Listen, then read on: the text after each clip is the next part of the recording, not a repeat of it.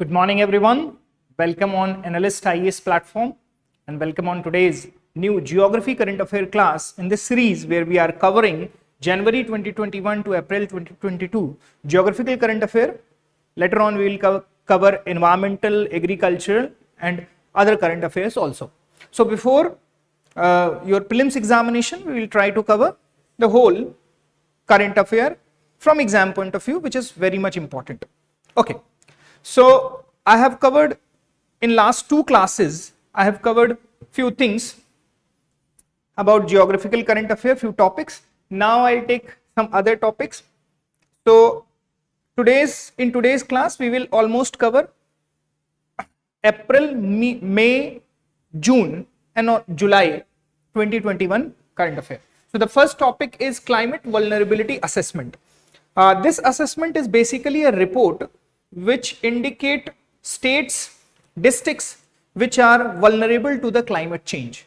So here what all the things are to remember in the point of prelims, this report came under the name of Climate Vulnerability Assessment for Adaptation Planning in India.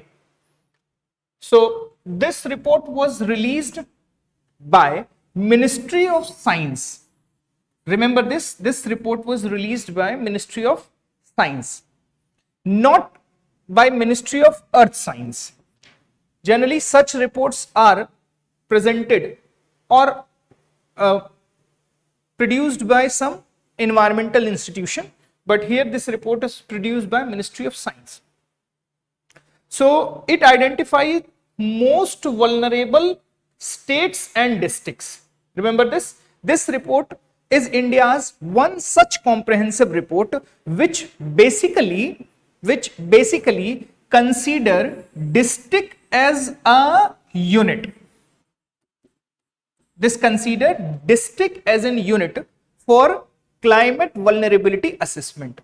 When some district is vulnerable, what does it mean? That the district is prone towards natural disasters due to the climate change. So the report is published by Ministry of Science. This report focuses on the state and district level vulnerability of India's various climate risk assessment. Now, which all the state it has identified as the most vulnerable states like Jharkhand, Mizoram, Odisha, Chhattisgarh, Assam, Bihar, Arunachal Pradesh, West Bengal are these states are highly vulnerable to the climate change. Now, can you remember all those states? If you are not able to remember all those states, remember one thing, that these all states are the eastern state. These all states are the eastern states. You see that?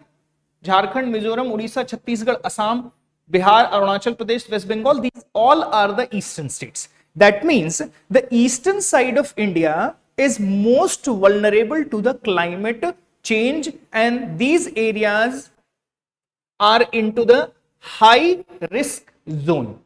Fine.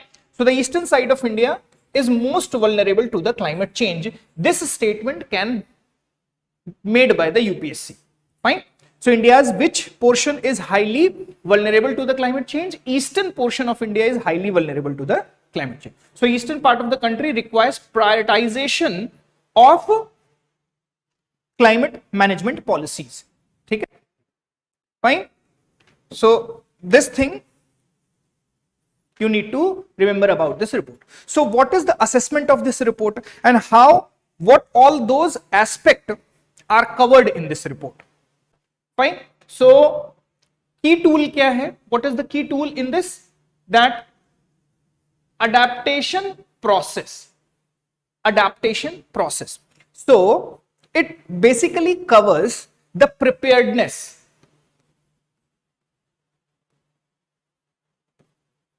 Preparedness of the state. It basically assesses the preparedness of the state, and on the basis of preparedness, it assesses the adaptation process. How the state can adapt with the climate change. What policies or what techniques state is going to adopt for the adaptation process and help in planning and framing policies. This report doesn't only recommend the state that this is vulnerable state or the district, it also help in planning and farming such policy which can save the state from the climate change. Good morning everyone. Do like, share and subscribe. Fine. So it include species, habitat, system of interest and help identify the risk to them. Fine. So this doesn't only cover the land portion, it also covers the species, habitats and system of interest. What does it mean? How and what those areas where we more need to focus about. Fine. So in this climate change assessment report, we also cover up the effect which are going to be seen onto the species and the habitat also. It identifies the factor that contribute the vulnerability. It includes both the direct and indirect effects of climate change. So this doesn't only cover the direct effect, it also covers the indirect effect. For example, land use change, habitat fragmentation, pollution, invasive species, all those problems are covered. Let me tell you, this report, basically climate vulnerability assessment report, India do not have such vast and comprehensive report. Now it will take 2 years to publish the whole report. This report is not published exactly, only the few things came out about this report.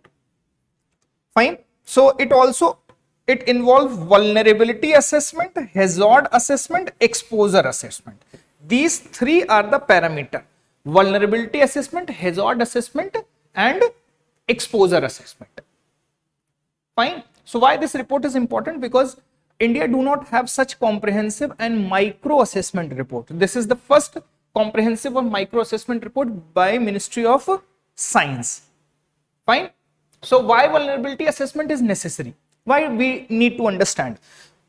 See, until unless we do not understand what those are dangers, what those perils for us, हमारे लिए कौन कौन सा खतरा है, हम जब तक ये नहीं जानते हैं, we cannot make a plan to tackle those problems. So assessing vulnerability is the first step. Fine. Like if you are preparing for civil services, so first you need to see that which all those areas I am not good at. Like somebody is not good at mathematics, somebody is not good at geography.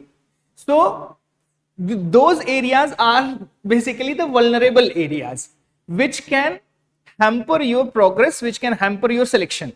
So first of all, we need to assess the vulnerability. Similarly, in the context of climate also, we need to assess the vulnerability first step. Then and then only we can make a plan to handle the risk of the climate.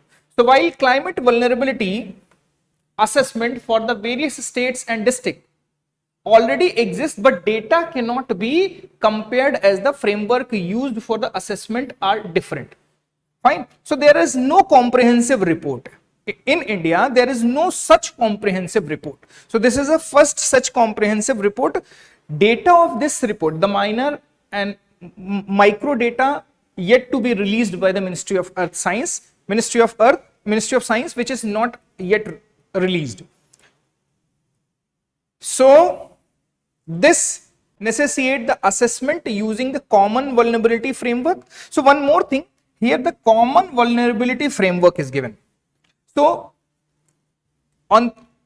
whenever the micro report is released, this report will basically target the whole India as a common vulnerability, like which all those areas are vulnerable to earthquake, which all those areas are vulnerable to flooding, areas vulnerable to drought, areas vulnerable to cyclones, areas vulnerable to forest fire. So in this report, like for every risk, for every climate risk, we have separate report. We do not have such common report, common vulnerability report. So this is going to be the common vulnerability report, and on the basis of which we can make a common vulnerability framework. This will help in our preparedness about natural disaster. So this will also help the in natural disaster management authority. Then on the basis of this, disaster management task forces can be trained. So this data of this report will be taken for training purpose of the disaster management forces. So while climate vulnerability assessment for various state, because इसमें सारे states का एक साथ होगा तो एक comprehensive report निकल के आएगी. So you can remember this report. This is the initial stage of report. Only who is preparing this report, what aspects this need to cover, and why such kind of report is necessary for India. Because we have separate report for every risk, but there is no common and comprehensive report. And as there is no common report, there is no common framework. That is why Natural Disaster Management Authority is not able to work in a comprehensive manner. Fine. So that is why we need such report. Okay. Taking down to the next topic, groundwater depletion. Groundwater depletion. This topic is important from mains point of view also, because I personally believe as the depletion in aquifers and groundwater is happening, various national and international reports are indicating the depletion of groundwater. I personally believe that UPSC may ask some question regarding the groundwater and aquifer management. So whichever current affair come from groundwater and aquifer management, you need to focus about, उसको आपको जरूर देखना है और jot down करना है. ठीक है. So here we are going to see groundwater depletion condition in India and what is the say of various institutions responsible for groundwater management. Fine. So groundwater depletion in India could result into the reduction in food crop. There is one news you people might have heard about, that India's first city, Chennai, lost all its groundwater. This was in news yesterday. If you haven't seen this news, please go through the news. So depletion of groundwater, and if groundwater is depleted, the soil quality will be directly hampered. So what are those areas which are going to affected by the depletion of groundwater? What are the factors responsible for the groundwater? What are the government frameworks to protect the groundwater? So you need to cover all those areas if you want to prepare this topic as a comprehensive topic, so that you can write anything. One more thing, this year also we have seen that UPSC in mains examination asked a question about the water, land water recovery, land reclamation. So this topic was somewhat related to the groundwater or the surface water. Fine. So groundwater depletion in India could result in the reduction in food crop up to 20%. So the way groundwater is reducing, this can result into the 20% reduction in agricultural food crop. So if this reduction is happening, this will directly hamper to the food security. And if government is not able to give the food security, that means this is a serious concern where fundamental right, that is right to live of the people, is not going to fulfilled by the government. Fine. So from the groundwater to the legal aspect, we can see 20% food crop reduction and up to 68% is also projected. 68% in regions projected to have low future groundwater availability by 2025. So 2025 तक 20%, 20% food crop में reduction होगा, and in 68% area of India is largely going to lose the groundwater. Fine. So one aspect, what is the reason for less groundwater? I'm going to cover, like we have studied about the urbanization. Urbanization leads to the concretization. Fine. Urbanization की वजह से concrete structures develop हो रहे हैं, and when rainfall happen, concrete do not let water to permeate inside. So concrete reduce the permeability of the ground. This is one reason of groundwater depletion. Groundwater इसकी वजह से भी कम हो रहा है. So 68% reason are projected to be a depleted area of groundwater, which is huge area of India. Fine, which is huge area of India. So not only the urbanization, there are other various reasons. Faulty practices in agriculture, excessive use of tubewell irrigation. These all reasons are. India, do remember that India is not the water surplus country. India is a water deficit country. Fine. So this is directly going to hamper the food security. And one more thing, Jal Jeevan Mission. Jal Jeevan Mission, under which government is ensuring the tap water to every household. Tap water to the every household. So these two things directly going to hamper. But what all those areas which are going to hamper, and what are the causes of groundwater depletion? So what is the finding of this report? India is the second largest producer of wheat in the world. India is second largest producer of the wheat in the world, and other crops also. But with severe groundwater depletion, the cropping intensity in winter season may decrease up to 50%. Now, one more thing, that India is a monsoon country. So what all the crops are produced in the monsoon season, that may not negatively affect. But the crops like wheat, which are produced in the winter season, will directly be impacted due to the depletion of groundwater. So one thing is that winter crops like wheat, barley, mustard, peas, matar, so these are directly going to be hampered. 13% of the villages in which farmers plant a winter crop are critically water depleted region.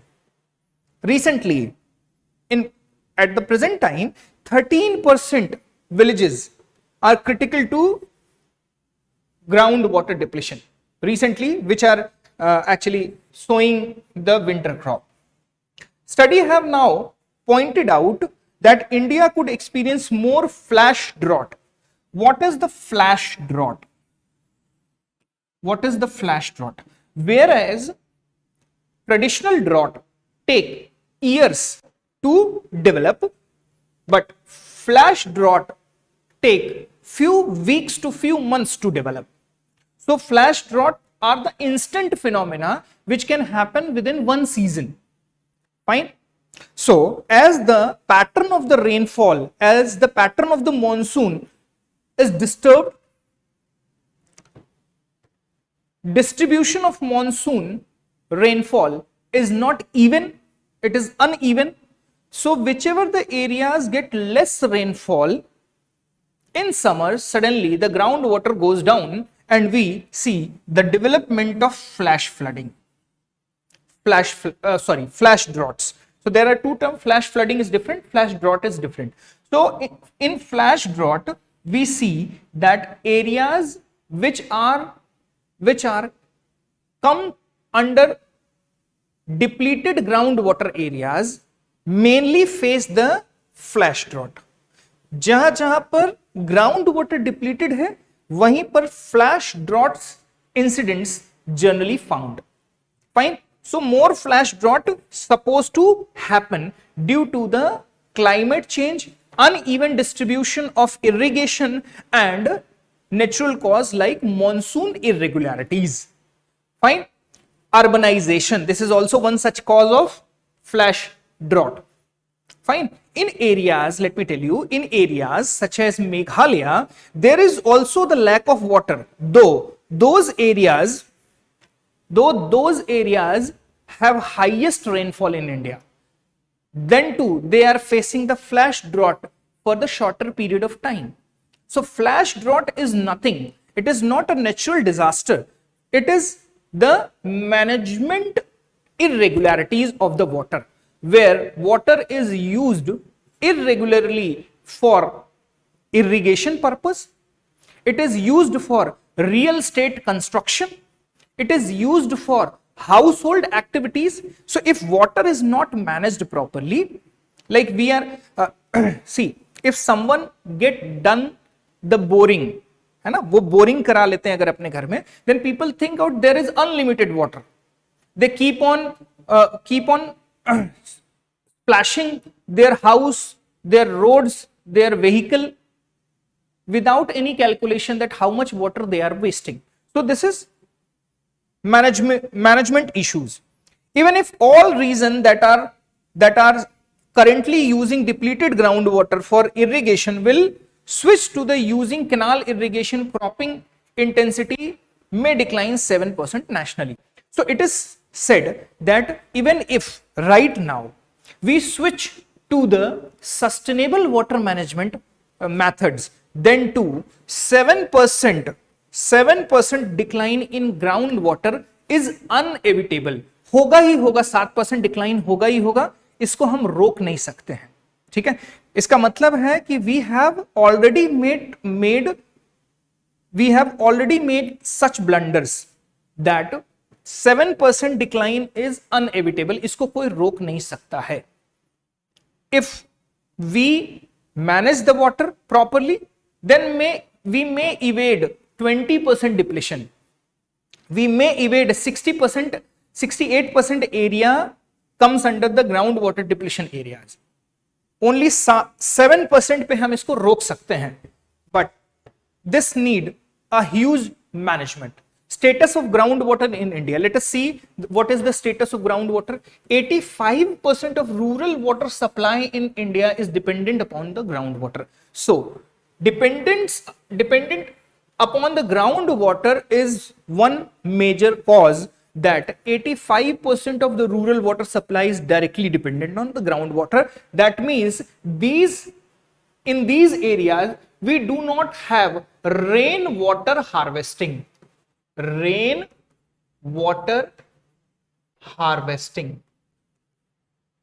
So first problem is that here in 85% rural areas people are not using the rainwater harvesting. In these areas micro irrigation is necessary. So if you by and large have such data that हमारे देश का 85% rural area वहां पर ground water पर ही dependence है, like in Punjab, Haryana, Uttar Pradesh, in those areas 100% irrigation is dependent upon the groundwater. सबसे ज्यादा tubewell irrigation हो रहा है. Even in Bihar, which is highly flooded areas due to the Kosi and other Himalayan river, there too people are using the groundwater through the pump set. Due to the rampant drawing from the subsurface water or the groundwater, the water table in many regions of the country dropped significantly. So in recent year, resulting the major threat is that sustainable use of water is very much necessary, and to achieve the sustainability, we need to switch to the rainwater harvesting, micro irrigation in particularly rural areas. Fine. In southern part of India, tank need to be rejuvenated. Like in northern part of India, we see the irrigation method basically is the tube well irrigation. But in southern part of India, we use tank irrigation. So in ancient time, we see that the kingdoms which were in southern part of India, they made the arrangement of tank irrigation. But gradually, in modern time, we are not able to sustain those system of tank irrigation. So here we need to understand that the traditional methods of water management need to be rejuvenated.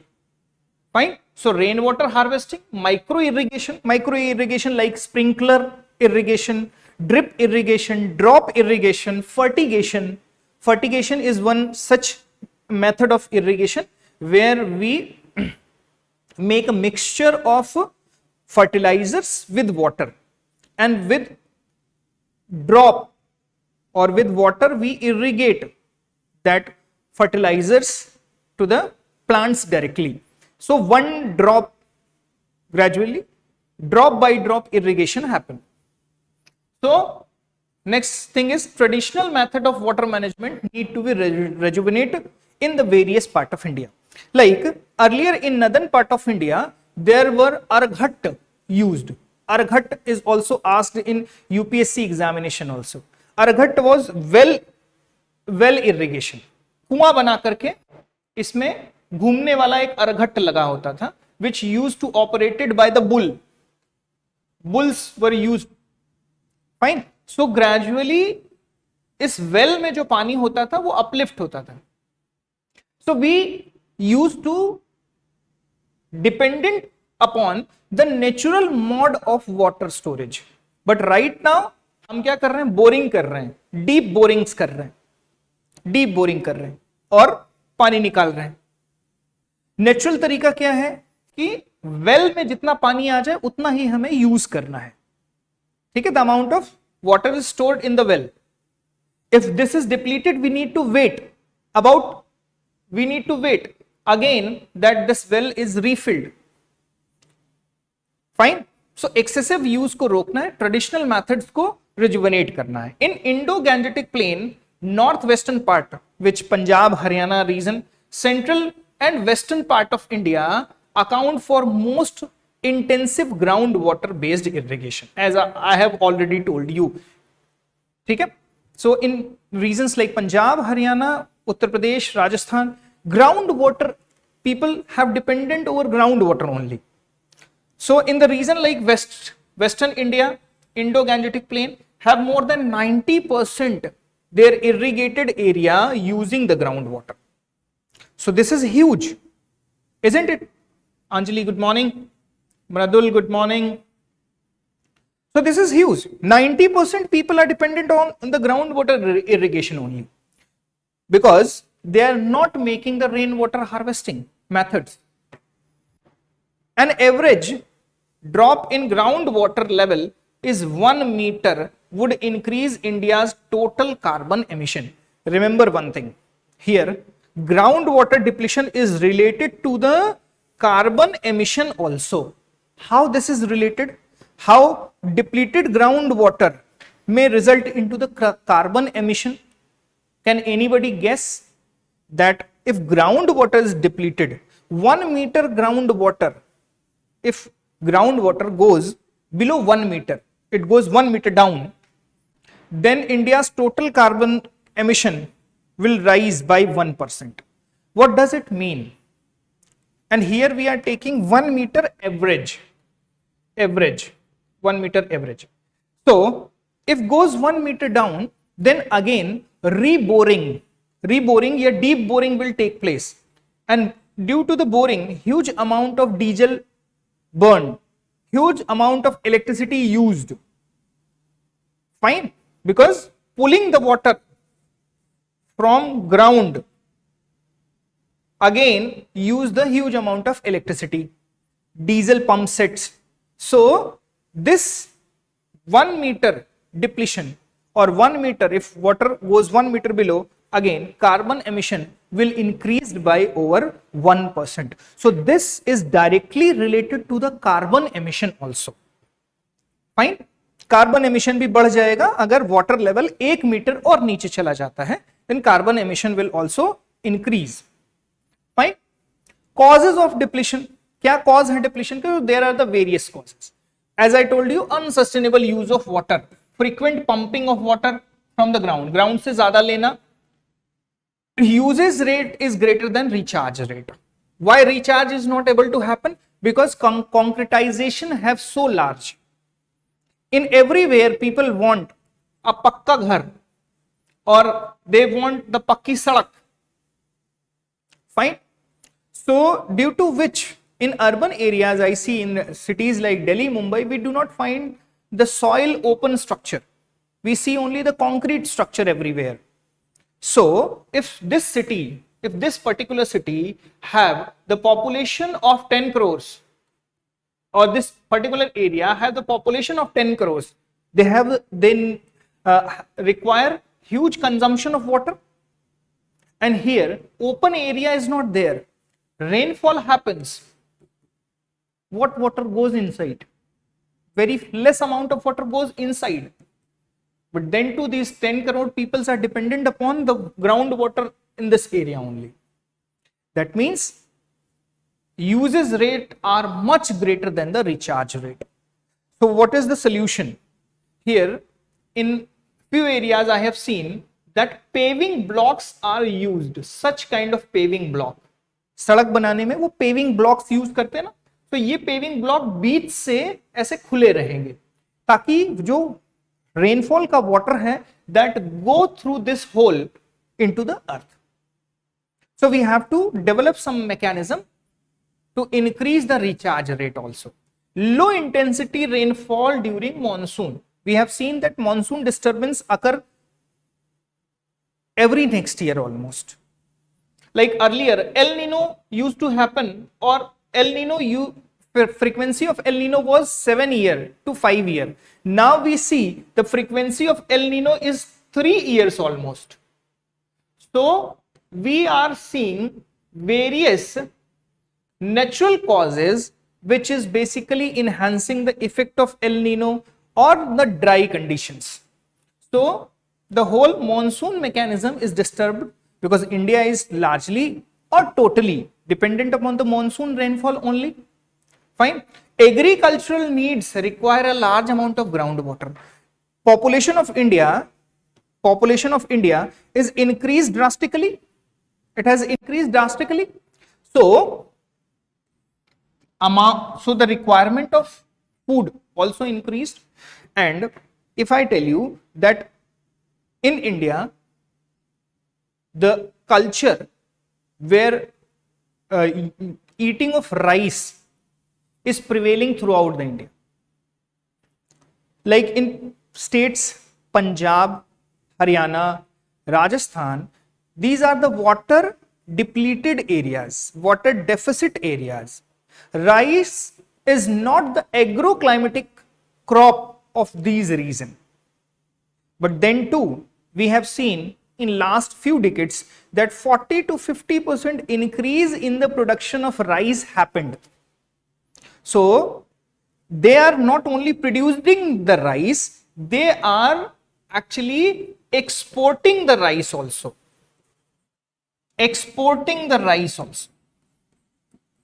So rice export is one threat to India. Why? Because while producing the rice, we have spent so much amount of water. And if we export the rice, that means we are exporting our water also. So on the basis of one report which I have read, that almost when we export rice, the current amount of rice export cause 1 million metric ton of water export also. So agricultural needs have increased, food needs have increased, food crops export have increased, and when we are exporting food crop, we are exporting our water also. Fine. Sustainable increase in concurrent hot and dry monsoon in India. So if temperature is increasing gradually, average temperature is increasing, that means evaporation will also increase.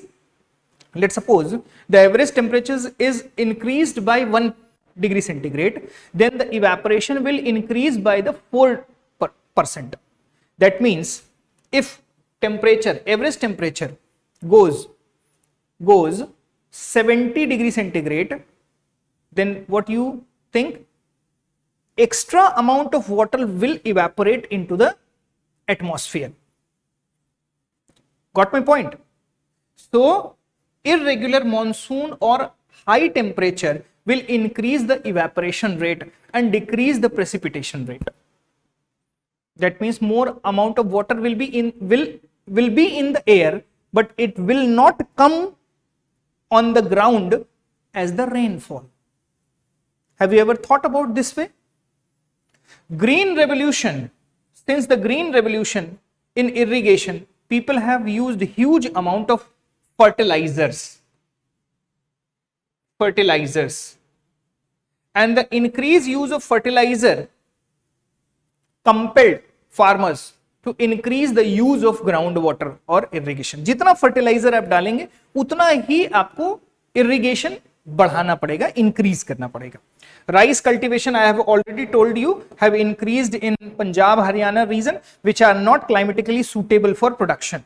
ठीक है?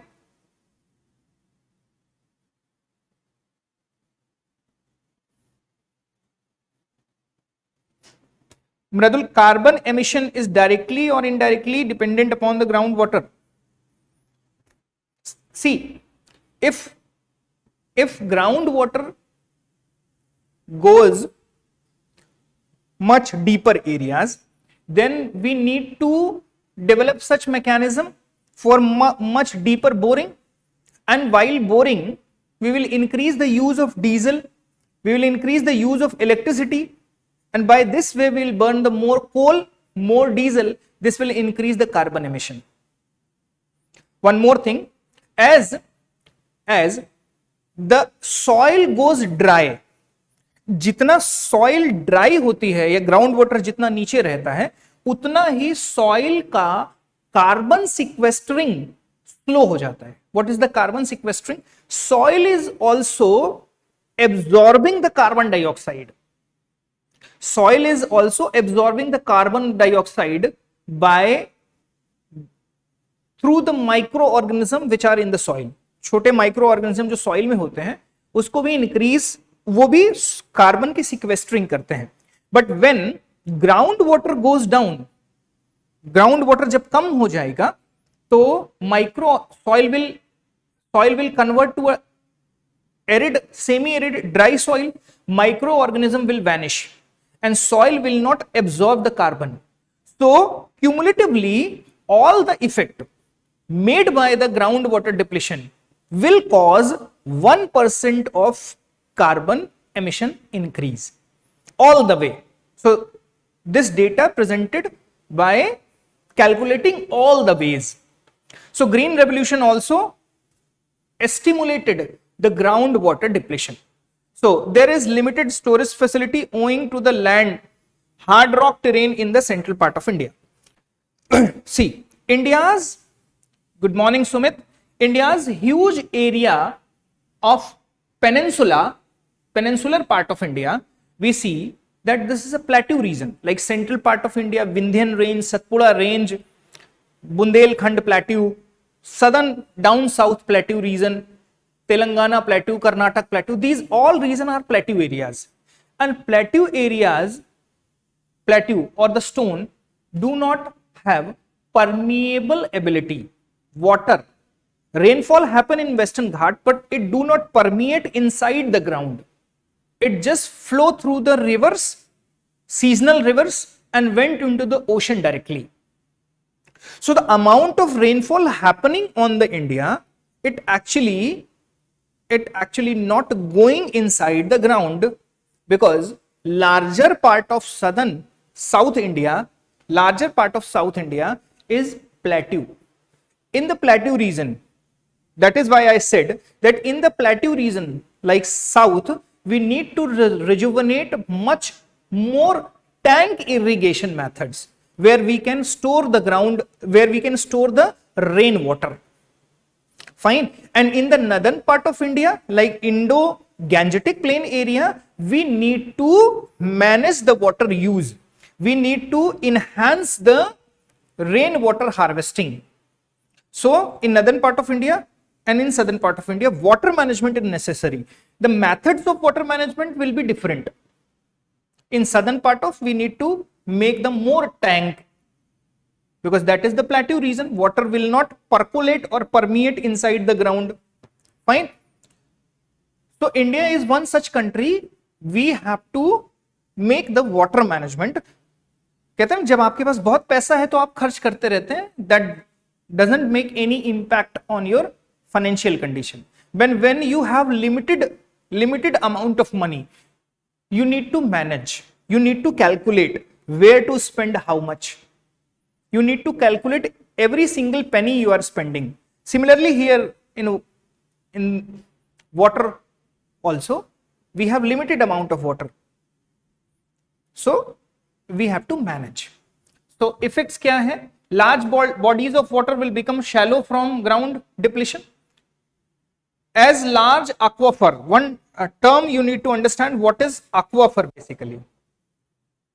Fine. What is aquifer? Aquifer basically is not the ground lake, underground lake. Aquifer is not something. Aquifer basically the concrete, the rocks, sand, gravels, this kind of system where water can flow from one side to another side. This structure is called aquifer. Like अगर आप नदी के किनारे जाते हैं तो आप if you dig a hole, ठीक है, गंगा के किनारे जाइए, आप एक छोटा सा होल डिग करेंगे and you will see that पानी जो है उस होल में आ जाएगा. Similarly in the case of well also, कुआं भी जब खोदते हैं तो water come into the well. From where it come by the aquifer motion. So aquifer basically is not the underground lake. Aqua means water, ठीक है, and ferring means travel करना. So if water can travel through the sand, stone, rock, so this structure is called the aquifer. And here you will find water into the vein of the rock, into the sand. Water जो है ये आपको rock के बीच में और sand के बीच में मिलेगा. So this structure is called basically aquifer. So as large aquifers are depleted, food supply and people will suffer. Such aquifers are depleted. Here the amount of water which is basically trapped between the sand, rocks and gravel, the amount of water is basically digged out. Fine. So these are the dry aquifer. Recently Government of India under some projects doing the aquifer mapping. Aquifer, Central Water Authority is performing the aquifer mapping. There they are trying to recognize the areas where aquifers are dried up, how we can rejuvenate those aquifers, what is the rate of depletion in aquifer. So under the separate program, government is also working on the aquifer management part. A lack of groundwater limits biodiversity and dangerous sinkholes result into the depleted aquifer. Like अब यहां से water अगर चला जाता है, ठीक है, यहां से water dry up हो जाता है, and if earthquake happen, that means the cushioning effect of this landmass, the cushioning effect of this landmass will not basically reduce the intensity of earthquake. So if it is a dry area, earthquake will largely affect this area. And if the city, यहाँ पर city अगर establish है, buildings हैं, लोग हैं यहाँ पर, then this dry aquifer, because here pores are there, hole है, पूरा का पूरा collapse हो जाएगा. So dry aquifers जो है, these are dangerous, work as a sinkhole also. ठीक है, और ऐसे में अगर earthquake आता है, that may cause severe consequences. Fine. So these are not only few causes of groundwater. Groundwater will basically, depletion of groundwater will basically affect us all the negative ways. So what are the measures has been taken? क्या क्या measures government ने लिए हैं यहां पर, ठीक है.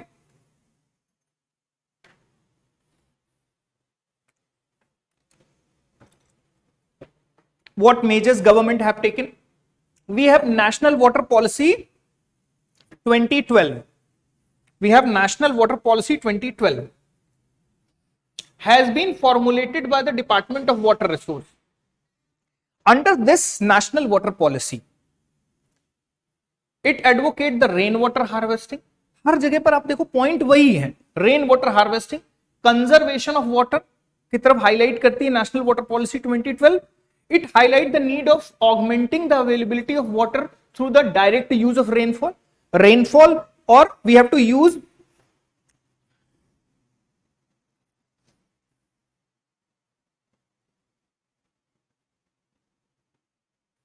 fine.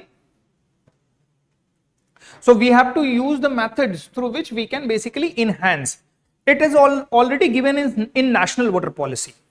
The Central Groundwater Authority was established, CGWA, Central Groundwater Authority. This is basically performing the aquifer mapping. Aquifer mapping. Aquifer mapping is being performed by the National Groundwater Authority. It also has issued under the Environmental Protection Act 1986 for the mandatory rainwater harvesting. Like in every state it is mandatory, but I feel very few of you have seen the rainwater harvesting tank in your houses. Tell me, whoever the people are online right now, tell me, is there any rainwater harvesting tank in your house or not? Please tell me in comment. ठीक है, comment box में लिख के बताइए आपके घर में कोई भी रेन वाटर हार्वेस्टिंग टैंक है या नहीं है. Though it is environmental protection act, under environmental protection act 1986 it is mandatory to build a rain water harvesting tank, rain water harvesting tank in every house, specially in urban areas. Like I have seen that in cities जो supply line होती है, जो supply pipe होता है, उसी pipe से हम direct connection ले लेते हैं. This is wrong, this is really wrong. This is also the violation of environmental protection act 1986. You have to make a tank, connection उस टैंक में होगा, then you pull up the water. आपके यहां पर जो भी प्लास्टिक की tank है उसमें पुल अप करके वाटर आप ले जा सकते हैं. This is called equality. Otherwise, the people who have more money or they are rich, they will set up a large motor pump. They will set up a large motor pump and suck the much more amount of water than his neighbor. Are you getting my point? So this is basically violation of Environmental Protection Act 1986. You need to make a tank. Water will come into the tank. Rain water also will go into the tank. Then you can utilize that water to pump up into a separate tank from where supply of your home goes. Like आपके bathroom में, kitchen में जो supply है वो उस plastic के tank से जाएगा. ठीक है, चलो. Yes. So it is very much necessary to build a rainwater harvesting tank, and the connection of water supply is into that tank only. Fine, ये point आप ध्यान रखना. Central Groundwater Board prepared document entitled Master Plan for Artificial Recharge of Groundwater in India. ये report prepare करके दिया था 2013 में, और इस रिपोर्ट में कहा गया था to construct 1.1 crore of rain water harvesting artificial recharge structures. The country who have surplus monsoon, like in monsoon we have huge amount of water, but that water goes in vain only, that goes into river, that goes into nala, then finally goes into the ocean, because we have concretization. बहुत बड़ा area कॉन्क्रेटाइजेशन का है. concretized है. So they have said that 1.1 crore rainwater 1.1 crore rainwater harvesting structures बनाते हैं. What is the rainwater harvesting structure? Basically roof top पर जो भी वाटर निकलता है, that water goes, यहाँ पर एक सिंक होल बनाया जाता है. That water goes into the sink hole. एक डीपर सिंक होल बनाया जाता है. प्लास्टिक की एक पाइप होती है जिसको काफी अंदर तक डालते हैं. That pipe have multiple hole. इस पाइप में बहुत सारे ऐसे मल्टीपल होल्स होते हैं, ठीक है, ऐसे स्ट्रक्चर. पर you will rarely see any such structure in your house और in your vicinity. Even the public buildings like offices, even the building like DM आवास या एसपी आवास हम देखें, residence of these supreme officers, वहां पर भी रेन वाटर हार्वेस्टिंग का अरेंजमेंट नहीं मिलेगा. आप चाहे विजिट करें और कभी देखें. दो इट वॉज प्रोमिस्ड, इतना करेंगे, बट ये हुआ नहीं. Fine. So in India everything is promised but not implemented. So Ministry of Housing and Urban Affairs has released model building bylaws in 2016. ठीक है, मैं बिल्कुल पूरा एस्पेक्ट आपके सामने रख रहा हूं. लीगल एस्पेक्ट भी अब हम देख रहे हैं. So there was the bylaws published by Ministry of Housing.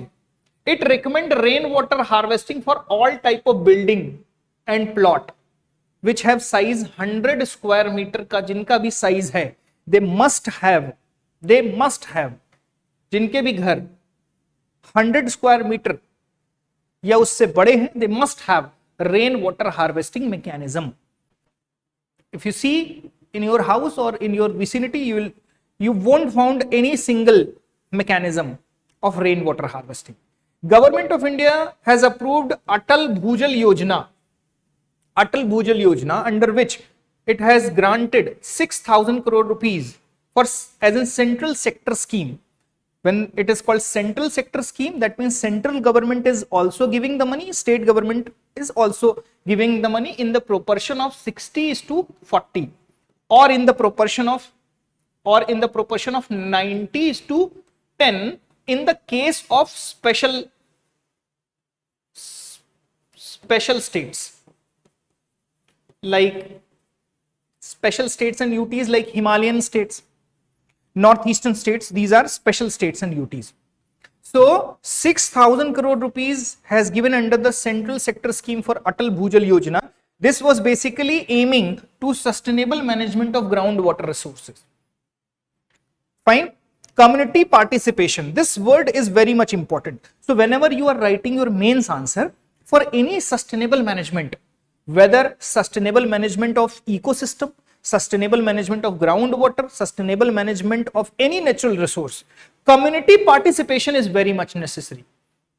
Like for tiger conservation also, we need community participation, because tribals who are living in the jungles, they better understand the role of tiger in the ecosystem. Fine. So community participation in every case is important.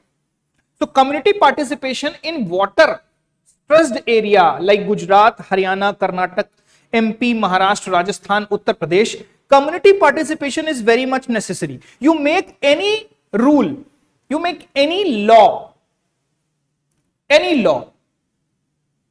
this won't be affected. Any policy program, this won't be affected until unless community doesn't participate into it.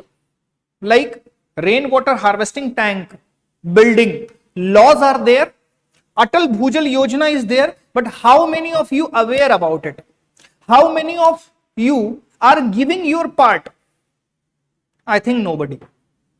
So until unless community participation, see, few IAS officer, if only few IAS officers are working on some policy and program, this won't turn into the positive result.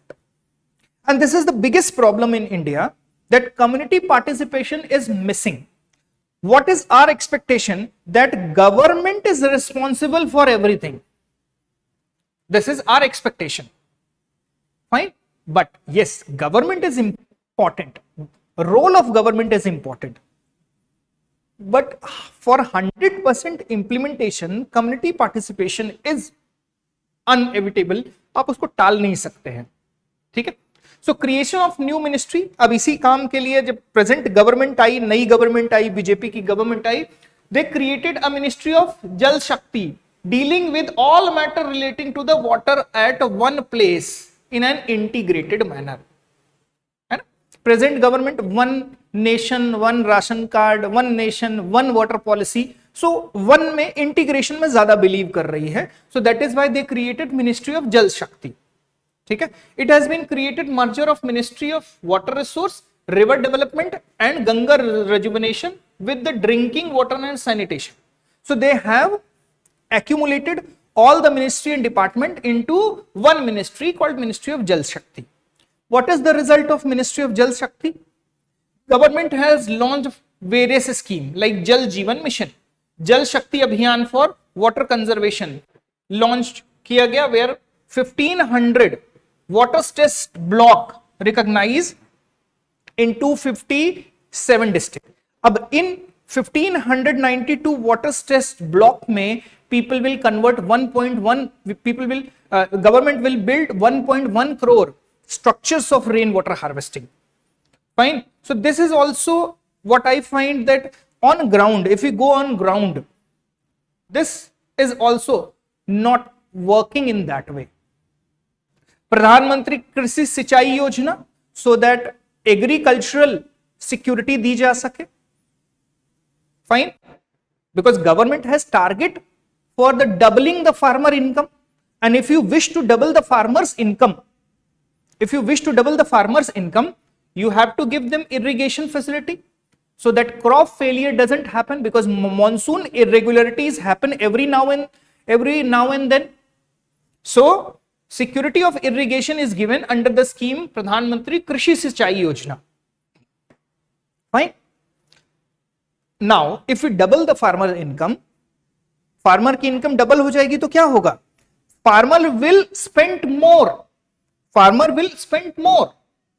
They will ask for laptop, computers and other facilities. That means requirement of consumable item will increase. And in India, 70% population is the farmers' population. Directly or indirectly, they are dependent upon the primary activities.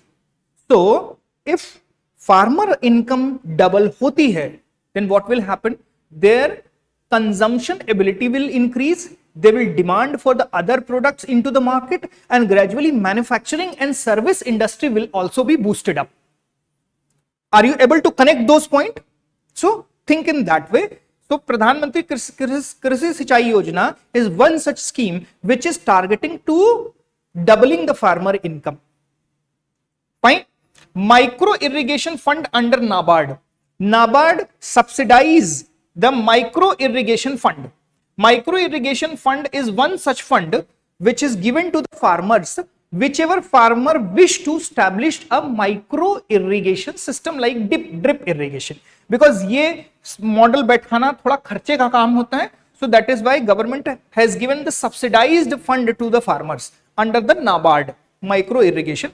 So there are various steps are being taken by the government, but implementation aspect पर हम देखें तो then again India is failing onto the implementation aspect. So we need to work upon the implementation aspect. Like being a civil servant, if you go for like in interview board, I personally also ask from जो भी candidate आते हैं उनसे मैं भी जो interviews हम ले रहे हैं उसमें भी हम if they are coming from the water deficit areas or the water stressed areas, we ask them how you can rejuvenate, how you can solve the problem of groundwater depletion, groundwater deficit. Fine. So being a civil servant, this is the problem. And how you are going to solve. So first you are understand what all the efforts we are already making, like Jal Jeevan Mission, micro irrigation development, rainwater harvesting system development. So we are already doing this. We have to strengthen something. And one more thing, if you are aware about some local methods, like in southern part of India, people apply some local method for irrigation, local method for In Himalayan areas they use कुहल system. In Himalayas में कुहल system होता है सिंचाई का. Water is stored into one place and distributed to the various areas. Kuhal system hota hai. So there are various traditional methods. So here it is recommended also. We need better policies in eastern part of India to expand the irrigation.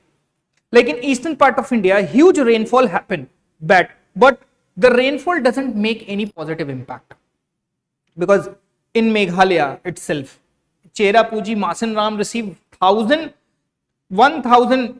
centimeter rainfall, more than 1000 centimeter rainfall. But that all water, because the rainfall is happening into the plateau region, it goes into the Bangladesh, and from Bangladesh through the rivers it goes into the Bay of Bengal. So in eastern part of India especially, we need to develop such irrigation system where we can store the rainwater. So increase agricultural productivity. This will also increase the productivity, and which will further give rise to the farmer's income. This will also release some pressure from northwestern Indian states. So if eastern states produce huge amount of agricultural products, like eastern states are self-dependent on producing huge amount of food grains, then the stress over the northwestern states like Punjab, Haryana will be reduced, because they will also supply food items, they will also supply food grains to the other states, and they will be self-dependent. So the stress over northwestern state will reduce. Water resource management plan need to be incorporate the effect of climate change. So we have to consider the climate change also. So agroclimatic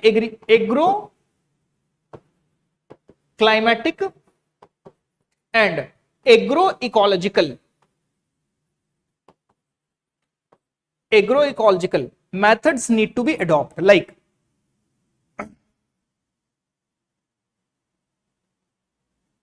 bamboo drip irrigation. Not in the whole Himalayan region. Bamboo drip irrigation is performed into the eastern part of the states. Northeastern states में bamboo drip irrigation use होता है. Traditional water conservation and harvesting method must be revived, like construction farm pond, check dams. In Himalayas, in the lower Himalayas, we can build the small check dams. Check dams are basically the step kind of, like here small check dam is made where water will stored in smaller amount. Dams are the huge amount, but check dams are the small, and they store small amount of water. So this will negate the negative impact of dams also. Like in India, much of the dams are older. In dams there is one problem of sedimentation. Like sediment dam में नीचे store हो जाता है और dam धीरे धीरे भर जाता है. सो चेक डैम में इस तरीके की प्रॉब्लम्स नहीं आती है. सो चेक डैम्स बना सकते हैं. गुली प्लगिंग इन दोज एरियाज जहां से वाटर फ्लो करता है बहुत तेजी से और वहां पर इरोजन होता है, ऐसे एरियाज में हम कुछ ऐसे कंस्ट्रक्शन स्ट्रक्चर बना दें जहां पर इन गुली एरियाज में वाटर, गुली मतलब इरोजन होना, गुली मतलब नालियां बन जाना, ठीक है, गुली. तो गुली को बंद करके और पानी को चैनलाइज करके कहीं पर स्टोर कर सकते हैं हम. तो gully plugging, dug well, bore well, these kind of methods can be adopted. Fine. Artificial glacier, you must have heard about the artificial glaciers in Ladakh. Sonam Wangchuk, who is working over this, and they are building artificial glaciers, जिनको हम glacier stupas भी कहते हैं. So artificial glacier can be adopted in Ladakh kind of region. Tamaswala pattern, Nala pattern treatment in Maharashtra. Fine. So in Maharashtra, like Western Ghat receive huge rainfall. So वहां से नाला form में बना करके they store the water into the leeward side. Leeward side like इधर rainfall हो रही है, इधर कम हो रही है. सो घाट के एरिया से नाला डेवलपमेंट करके इधर we can store the water into the leeward side. So these are called the nala pattern, है ना. As Mradul gave here example of bamboo drip irrigation. Bamboo hole वाला होता है, उससे bamboo को अंदर की तरफ रखते हैं, तो bamboo drip irrigation भी we can perform. So the various traditional methods can be performed. Need for the greater regulation and strict penalties, like जो लोग रेन वाटर हार्वेस्टिंग टैंक नहीं बना रहे हैं and their size of house is bigger than the 100 square metre, उनके ऊपर कार्रवाई होनी चाहिए. तो encourage the farmer to adopt micro irrigation. If they are not adopting, see one more thing I tell you that plant never need the flowing water. Like हम खेत में पानी भर देते हैं, पूरा फ्लड कर देते हैं. Plant doesn't require such way of irrigation. Plant need fumes of water only. Plant only need fumes of water. Fine. So ये हम अपने satisfaction के लिए करते हैं कि हमने पूरा तराई कर दी. This is not necessary. So small amount of water or the fuming, जैसे छिड़काव करते हैं ना, fuming of water is also sufficient for the plant. When जब सुई से काम हो जा रहा है तो तलवार क्यों चला रहे हैं? Are you getting my point? So encouraging the farmers to adopt micro irrigation and telling them that this flood irrigation kind of method is not required. Fine. So और उससे क्या होता है, उससे सॉइल खराब होती है because excessive amount of water will go inside the earth. अब इससे क्या हो रहा है, जब ये एक्सेसिव लीचिंग होगा तो minerals will go down and productivity will reduce on the surface. Minerals जो है रिक्वायर्ड मिनरल एग्रीकल्चर के लिए वो नीचे चले जाएंगे. तो ड्रिप इरिगेशन, माइक्रो इरिगेशन के लिए we should promote, encourage the farmers, and we have NABARD fund also, NABARD subsidized fund also to develop the micro irrigation. So we need to spread the awareness. Government has initiated scheme like drip program, more drop per crop. You must have heard this nara, more drop per crop. Krishi Sichai Yojana to ensure economical water use practices in agriculture. Artificial recharge systems, tube water reuse, afforestation. जंगल भी हम बढ़ाते हैं तो भी बढ़ता है ground water forest से. Scientific methods को इंट्रोड्यूस करना, इंप्लीमेंट करना, these are need of the hour right now. Fine. And the people who are not following, they should be penalized some way or the another. Establish the saline fresh interface within few kilometer of the coastal area. Coastal region में हम देखें there is a huge amount of water in the ocean. So if we establish some interface area, now what is the interface area? Mangrove forest. Mangrove forest. There is the huge contribution of mangrove forest in ecosystem management. Like mangrove forests produce huge amount of oxygen. Mangrove forest absorb huge amount of carbon dioxide, much larger than the hinterland forest. जो forest अंदर होते हैं land पे, उससे ज्यादा mangrove forest, which are basically the vegetation of the coastal region, ये कहीं ज्यादा अमाउंट में कार्बन डाइऑक्साइड एब्जॉर्ब करते हैं and they produce huge amount of oxygen. These mangrove forests also remove the salinity of the ocean water and percolate the fresh water under the ground. So this kind of interface, mangrove forest like of interface, is necessary into the coastal area. So mangrove also increase the groundwater percentage. Fine.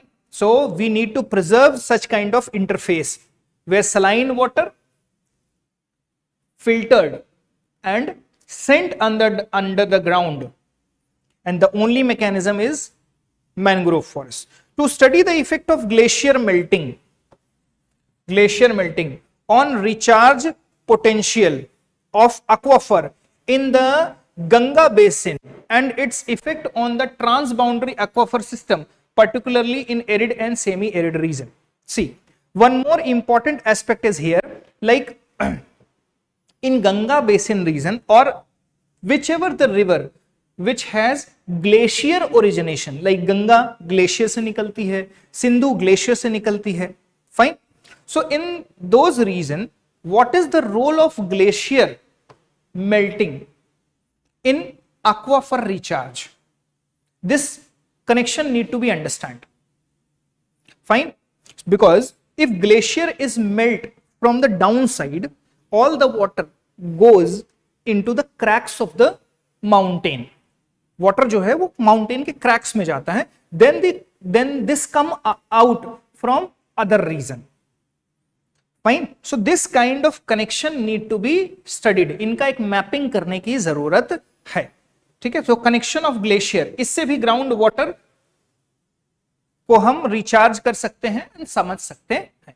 So this is the whole scenario of groundwater. I told you all the aspect, and for mains if it is asked that how you can improvise the depleting groundwater condition in India, you can suggest those steps also. So from prelims and mains point of view, groundwater topic is fully covered. Now Ken-Betwa project, this was in news in last year May month. Ken-Betwa project. So Ken-Betwa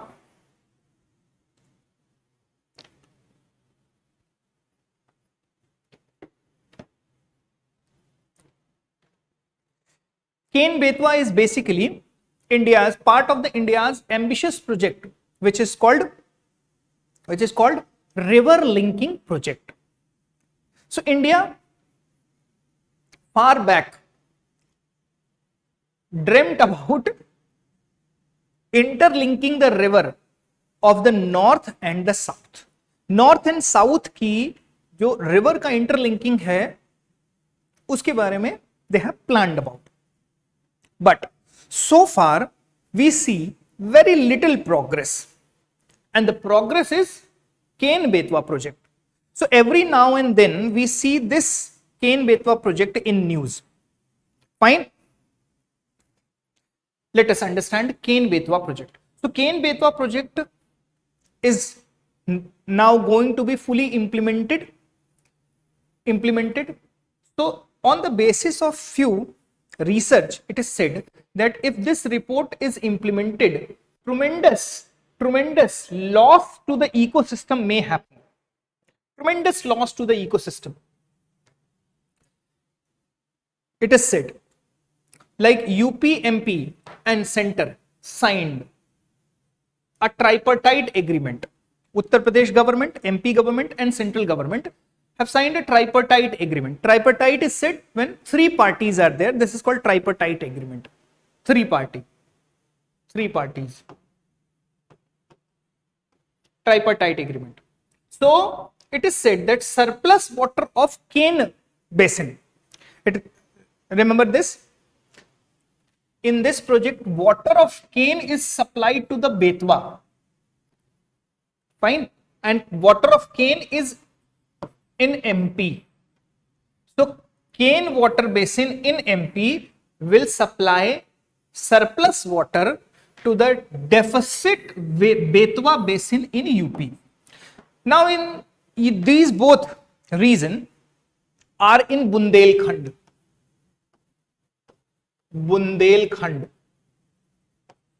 This is in Bundelkhand. Bundelkhand, as we know, that this is a water deficit area. This is a rain shadow region of Satpura and Vindhyan mountain. This is a rain shadow region of Aravalli also from one side. Fine. So Bundelkhand in India is one such region which receive smaller amount of rainfall. So in this region, this kind of project can be very fruitful for agricultural point of view. But in this report, it is said that for the ecosystem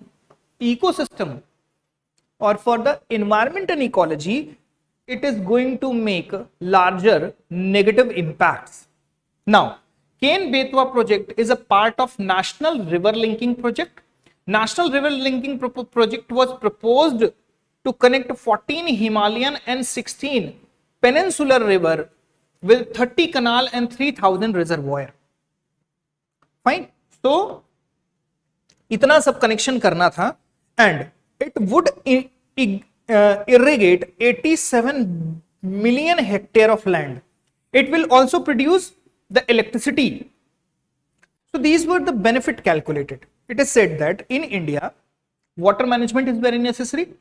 Water management का ही technique निकाला गया. Why we shouldn't connect the water surplus river of north like Ganga, Yamuna, rivers in Bihar, Bengal.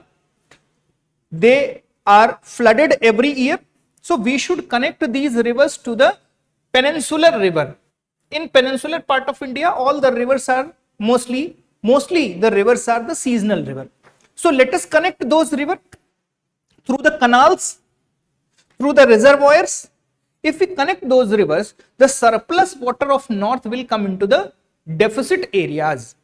So in that way, first and the only successful project till now in last 20 years, in 2003-4, when our respected former president APJ Kalam Sahab was there, and he presumed this idea of canal river interlinking. हालांकि ये idea काफी पहले का है, but it was implemented in that time and it is said that this will solve the problem of irrigation. Fine, but so far it is not implemented fully. Central will contribute 90% of the cost of Ken Betwa project है. इसकी वजह से ये एक national project बन गया. हमने देखा last year it was connected. ठीक है. So it is India's first river linking project and it took 8 years to complete. 8 साल लग गए इसको complete होने में.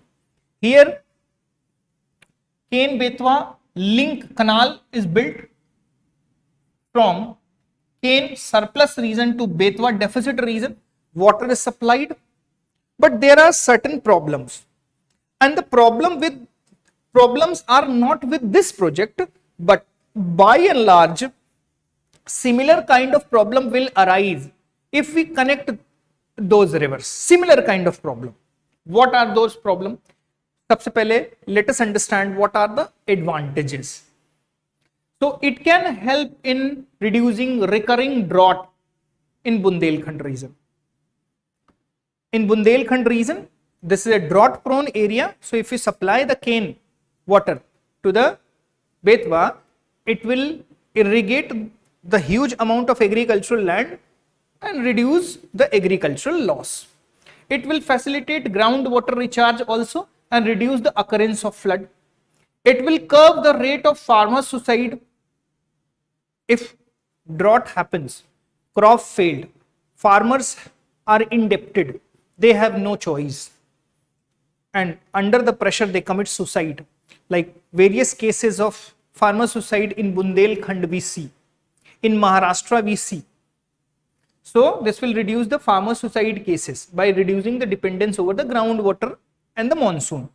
It will not only accelerate the water conservation by construction of multiple dams, but it will also produce the hydropower, and this hydropower will supply to these straight drinking water का भी problem. Almost 62 lakh की population को drinking water supply करेगा. This is the positive impact. But when we build a canal, we acquire huge amount of land and forest cutting. This cause huge forest cutting. When we build a canal, submergent area, the area come under the water submergence. Submergence areas include like Panna Tiger Reserve. Panna Tiger Reserve is there near the Ken-Betwa region.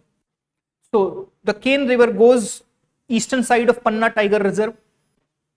So if this reservoir and canal is built, almost 12,500 hectare of land will be submerged under the water.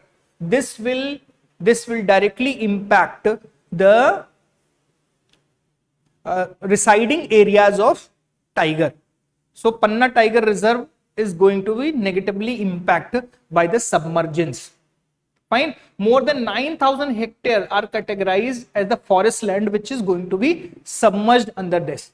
So around 40% of the area of Tiger Reserve will be damaged due to this. So 40% area is the huge, जो कि submergence और water storage की वजह से क्या होगा, tiger won't be able to live in those areas. So what we will see, tiger will go on the brink of the forest, they may go out of the forest, then human animal conflict can happen. Fine. So ecosystem में losses we are seeing here. It is claimed that cane having surplus water may be unrealistic. Yes, it is unrealistic because cane is also a peninsular river. Though cane receive much amount of water through the monsoon rainfall, but we see that cane also a water deficit river in summer's time and winter's time. So if we supply, we may see agricultural benefit in some area, but we may see the losses in forest areas of Panna Tiger Reserve. The forest goes dry and so many species which are dependent upon the forest may be negatively impacted. So ecosystem losses can largely be bare. One more important thing is that if we see the topography of the India, we see that southern part, peninsular part is higher than the northern part. Northern part is lower. So if we connect the northern river to the southern side, we need to pump up the water because like in this case, Cane river flows 60 to 70 feet lower than the Betwa river. Cane is flowing below. Cane is flowing low in lower areas, and if we supply the cane water to the Betwa, we need to pump up. The amount of energy which is produced in this, 30% of energy will be utilized only to run the pump set, will elevate the water from cane to Betwa. So water elevation is one major thing where the produced electricity will be the used. Fine. So electricity का वो फायदा यहाँ पर नहीं हमें दिखाई पड़ रहा है, which we are expecting, because pumping artificially water always, that is why the river linking project is not able to succeed. So far only Cane Betwa project executed, and it also has major negative impacts: ecological losses, land acquisition, forest losses, species losses, food chain losses. Are you getting my point? Food chain losses. So that is why river linking project is not the sustainable method of water management in India. It is not the characterized. So always remember, whenever you writing the mains examination, do not quote river linking project as a sustainable method of water management, because this is not the sustainable method. This is a haphazard method only. Fine, and that this is not going to be the successful. Concern with the project. Where are the concern? I have already told you. Fine. So this is about the Cane Betwa project, which again was in news. Fine. Copley fault. What is Copley fault? Again, next topic of the geographical current affair is Copley fault. What is Copley fault? What is Copley fault? See, you all do share our videos so that other aspirants who are appearing in coming years may revise their current affair. So I promise you I'll finish at least geography, agricultural, environment, and some other important current affair. And I promise you, whatever you are studying here, You will definitely get the questions from these classes, definitely. Last year also, I guessed topics. Some of the other faculties also gave their contribution in guessing the topic. They taught the same topic in the classes and you found the question. You remember all? The same question came in the examination. Fine. So let us see what is the Copley fault. In the last class, we were discussing about earthquake microzoning. Earthquake microzoning. Now, similarly, Copley fault is also studied, which is the major cause of earthquake in Assam region. This is the new study came where Copley fault is recognized and major cause of earthquake in Assam seen as Copley fault. So, where is the Copley fault zone? Let me tell you, Copley is basically a river, which is the tributary of Brahmaputra. It is the tributary of Brahmaputra. So Copley fault is 3 km long and 50 km wide faulting. I have told you what is the faulting already. Fine. अभी फिर से एक बार मैं बता देता हूं आपको. So this fault is basically in the eastern side of India. And how this faulting is different from other Himalayan faulting region, that will also explain. So Copley fault is basically the part of Manipur tri-junction to the Bhutan. So it runs through the Manipur to the Bhutan. And let me show you the map first. Fine. Here it starts from the eastern Himalayas. Sorry, you can say the Purvanchal Himalayas. On the eastern side, Purvanchal Himalayas. These are the Purvanchal mountains. Purvanchal mountains start with like Patkai Bum, Naga, Naga, Manipuri hills. These all are the Purvanchal mountain. Fine. This map is basically showing which are those areas can be impacted. Fine. Like this is Meghalaya plateau. This whole region is Meghalaya plateau. This side Purvanchal mountain and these are the Arunachal area. Fine. So it goes from Manipur to the Bhutan. Here it is Bhutan, Arunachal, Sikkim. Here is Sikkim. So this tri-junction, which is basically called the Chumbi Valley tri-junction, it goes till the Chumbi Valley tri-junction. So Copley fault is one such fault which is connecting the Purvanchal Himalayas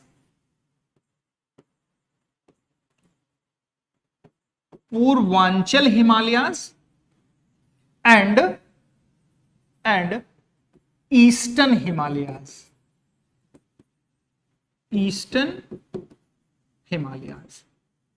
Fine. So why Copley fault is important? Because this fault is connected with the Purvanchal and Eastern Himalayan region of India. Fine. So if the earthquake happen into this main boundary thrust, then too tremor or the shaking will travel through the Copley region. And if the earthquake happen to the Purvanchal side of the Himalayas, Purvanchal side of the mountain, like Arakan Yoma in Meghalaya, Arakan Yoma in Myanmar. Fine. So if shaking happen, earthquake energy release, so this energy will also travel through this. So here the Assam region or the Brahmaputra Valley, Assam Valley, Brahmaputra Valley, this is largely going to impacted by this Copley fault. Copley is basically the river which goes into the Brahmaputra river. Fine, river का भी नाम है और ये fault का भी नाम है. There are other faults here we can see like Oldham fault, Samin fault, but the biggest fault in this region we see the Kopili fault. Fine. So see these current affair, what current affair I'm teaching here, these current affair very much important for prelims examination as well as mains examination, and the people who have geography as an optional subject, they will also get the add-on point, positive add-on points for their optional subject also. So you can refer these videos to the optional subject also. So Kopili fault is basically a 300 kilometer fault connecting from Manipur to the tri-junction of Bhutan, which is called Chumbi Valley region. Fine. Arunachal Pradesh Assam का जो tri junction area है वहां तक ये travel करती है. So this is the longest fault of eastern side of India, northeastern region. Fine. So it is a tectonic development. It is a tectonic depression. Tectonic depression. Now you all know that when Indian plate was collided with the Asian plate, this plate was basically oscillated to the eastern side and the western side. It oscillated to the eastern side and the western side. So when it oscillated to the western side, here some cracks developed. Some cracks developed in the eastern side, and these one such crack or one such fault is called the Kopili fault. One thing for the prelims point of view you have got also, that in eastern side there are the various river which are into the fault region also. Fine. Like Kopili is in the fault region, Dhansiri river is in the fault region. So number of rivers of Brahmaputra are running or flowing into the fault region like Kopili fault. So these faults are resultant of the oscillation of Indian plate to the eastern and western side. Got my point? So Kopili is one such fault. Okay? So Kopili is a tectonic depression. So the plate इस side हुई तो land अंदर की तरफ depress हो गई. That means it has created some rift also. Fine. So that is why Kopili is one such river which is flowing into the rift. Fine. So tectonic depression filled up by the alluvium. Kopili river ने यहां पर बहुत सारा depression में fill कर दिया. What the filled? Alluvium river carry the sediments and it filled, Kopili river filled the sediment into the Kopili fault region, and its tributaries like various other small tributaries Kopili river have. तो Kopili river and उसकी tributaries ने sediments यहाँ पर filled कर दिया. So Kopili river is an interstate river flowing through the state of Meghalaya, Assam. It is a south bank tributaries of Brahmaputra. Remember this. So this fault is also in news and this river is also in news. So this may come into the geography. Fine. Now, what is a fault? I have already told you. This fault closer to the Himalayan frontal thrust or the main frontal thrust. So जो major fault है पूरे हिमालय का, which is basically the separating point of Eurasian region and the Indian plate के बीच का जो fault है, जहां पर Indian plate is subsiding below, उस fault से ये connect होती है Kopili fault. So is it a major fault? No, this is a minor fault. But eastern part of India में this is the largest one. So Himalayan thrust fault is the thrust fault line that defines the boundary between the Indian and Eurasian. वही point जो मैंने आपको अभी बताया है. So this is a seismically active area. Highest seismic hazard of zone 4 and 5 lies into this region. तो यहाँ पर zone 4 भी आएगा and zone 5 will be also there. It is a convergent tectonic boundary. What is convergent? Where plate is colliding. Here plate is colliding, so this is a convergent boundary. Where the Indian plate subducting below the Eurasian plate, what I told you. Subduction is a geological process. I've already told you. The fault zone has witnessed many seismic activities, like in 1869 in Kopali fault region we see the earthquake of 7.8 Richter scale magnitude का यहाँ पर earthquake आया था, and last was in 1943, and in 2021 we also have seen a small turmoil in Assam due to the Kopali fault region. Fine, that is why this Kopali fault came into the news. अब ये topic और ये information about the earthquake will not be given in the regular book, and if the question comes you will think that oh geography teacher ने तो हमें ये नहीं पढ़ाया. So that is why this kind of study where you target the subject wise current affair is very much successful nowadays. If you prepare generally the GS part and strongly the current affair part, you will definitely get through the UPSC examination. This is my challenge. And past few years, I am guessing the questions by this way. Fine? Okay.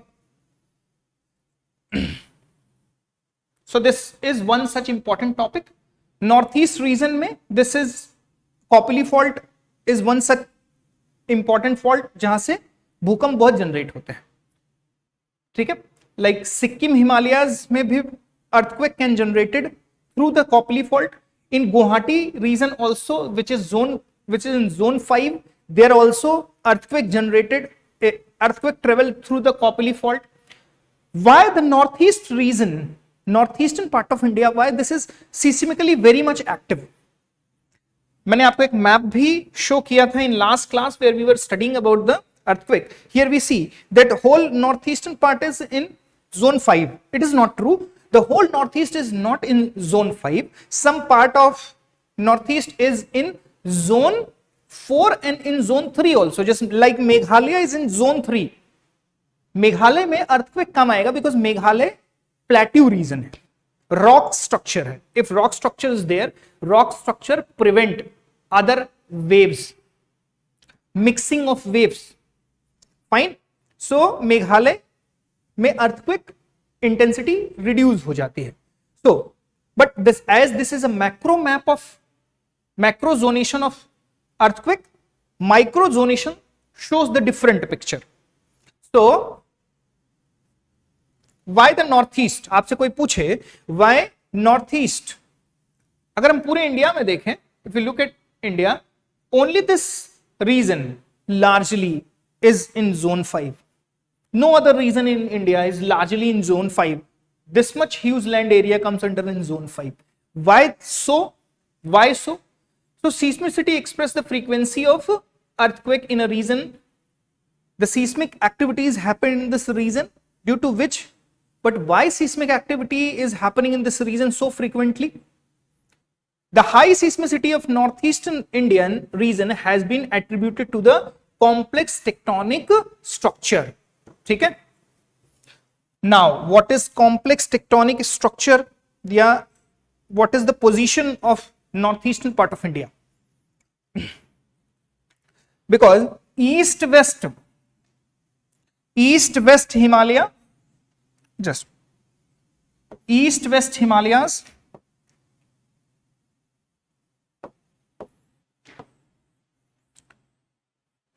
east-west Himalaya and north-south trending Arakan Yoma belt.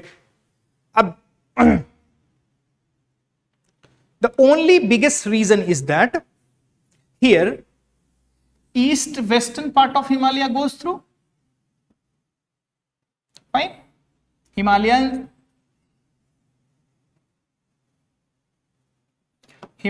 run through. This is east-western part, and here we see the Purvanchal range, Arakan Yoma range. Fine. And this whole region is basically the sandwich between these two regions, where main Himalayan fault and the Arakan Yoma fault ये compress होते हैं बीच में. ये पूरा area जो है इन दोनों के बीच में कंप्रेस होता है. And there are the various faults which basically interconnect into those region. इन दोनों रीजन्स को इंटरकनेक्ट करता है. So if the earthquake happening in east western Himalayas और the north south Himalayas which is Purvanchal, कहीं पर भी भूकंप आएगा, this part will get the shaking. Fine. So this is the only region, remember this. Seismic activity, seismic activity का मतलब होता है बच्चे भूकंप वाली परिघटनाएं. सीस्मिक एक्टिविटीज, सीस्मिक जोन क्या होता है? भूकंप जोन होता है. तो सीस्मिक एक्टिविटी क्या है? भूकंप की प्रतिक्रियाएं जो है. This is called seismic activity. So any terms, इस जैसे मृदुल ने पूछा, कोई भी शब्द आपको समझ में नहीं आता, do ask the question. Fine. Now coming to the next topic which is anisotropy. What is the word mean called एनिसोट्रॉफी?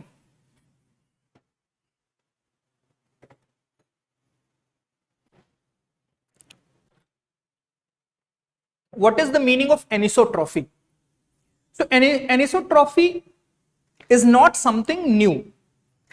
This word, or basically this is a matter of study. This is a method of study under which we understand the rock structure, we understand the crystalline part of rock. So anisotrophy is basically a mathematical study. It is a scientific study. So there is a report published about the Himalayas on the basis of anisotrophy. Anisotrophy, that Himalayas are not uniform. Himalayas, the whole Himalayan region, this is not uniform. This is basically different from one section to another. So Himalayas are not uniform and have different physical and mechanical properties in different direction. हालांकि this is already known fact, but on the basis of anisotrophy study, anisotrophy is basically a mathematical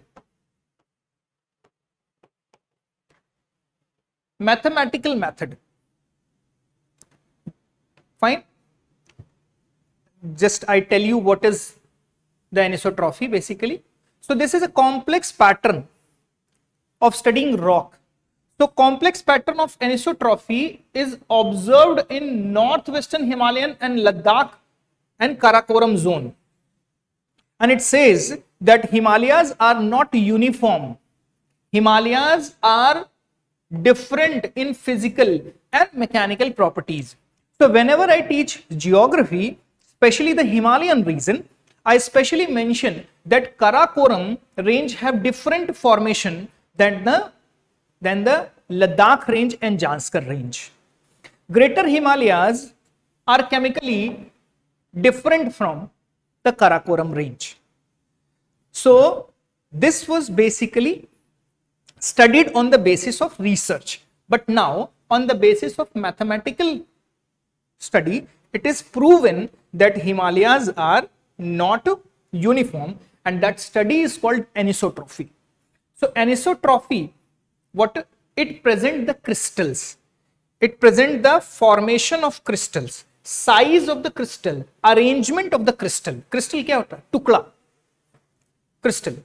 Fine. So this study done on the basis of crystal study. So size of the crystal, how these crystals are arranged, how these crystals are formed. So whole anisotrophy study this crystal. So it could result in significantly large earthquake event in the Himalayas. So this study also tells us that if the formation is uneven, this may cause earthquake. So anisotrophy study will further enlighten us with other knowledge, like let's suppose ऊपर का हिमालय का जो crystal size है, crystals हैं, it has different density, and in some layers in Himalayas of crystal have different different structure, like density, like here the density is higher and here the density is lower. So if layers like this who have lower density and areas like this who have higher density connect with each other, and if the earthquake happen, ये वाला area जिसकी density कम है will collapse and crash, और ऊपर के area में huge landslide और earthquake generate होगा. So anisotropy studies clearly mentioned that Himalaya is ununiform and this may cause the events like earthquake. Fine. So on the basis of anisotropy study, we can guess those areas, we can basically mark those areas who are very much prone to the landslide and earthquake. Fine. So this will also assist us to understand the seismic activities in Himalayan region. Okay. So remember that anisotropy study will help us to understand seismic activities in Himalayas. So it is mainly because of the strain induced by the Indo-Eurasian plate since last 50 million years. ठीक है, because Himalaya का formation अभी भी चलता जा रहा है, हिमालय अभी भी बड़ा होता जा रहा है. ठीक है, so this is a huge activity. Remember that anisotropy basically study the crystal. ठीक है, सो क्रिस्टल की स्टडी के लिए एनिसोट्रॉफी यूज होता है. Now we have used anisotropy to study the crystal of Himalayas and it has shows us that Himalaya is not uniform structure, it is ununiform structure that may cause large size of landslide, mass movement of land and earthquakes. All crystals shows anisotrophy. This means that certain chemical and physical properties are different for different direction. Anisotrophy properties like hardness, cleavability मतलब उनमें दरारें कितनी हैं, कैसी बनी है, elasticity, expansion property, electrical and thermal conductivity, electrical polarisability and magnetisation, these all are studied under the anisotrophy. These all are studied under the anisotrophy. So anisotrophy is something which can utilize to basically map the crystals. This can be utilized to understand the ground structure and the various other things about the rock. So in India, this is the first time when anisotropic studies are used to study the rock structure. Otherwise, earlier the research, one-to-one research was used. What is the significant? This assume significance given that the Himalayan region has been repeatedly hit by the earthquake. Himalayan region में repeatedly earthquake आता है. Most prone being Garhwal and Himachal region that has been hit 4 destructive earthquake, like in 1905 there is a Kangla earthquake, 1975 Kinnaur earthquake, Uttarkashi 1991, Chamoli earthquake 1919. So these earthquake which were on the Richter scale near 7.5 to 8 Richter scale पर जो these earthquakes were there. Fine. So we can, on the basis of anisotropy study, we can basically guess those areas, mark those areas where earthquake of more than 7 Richter scale can happen. So on the basis of that, we can arrange the settlement, human settlement, like tourism is expanding in Himalayan region.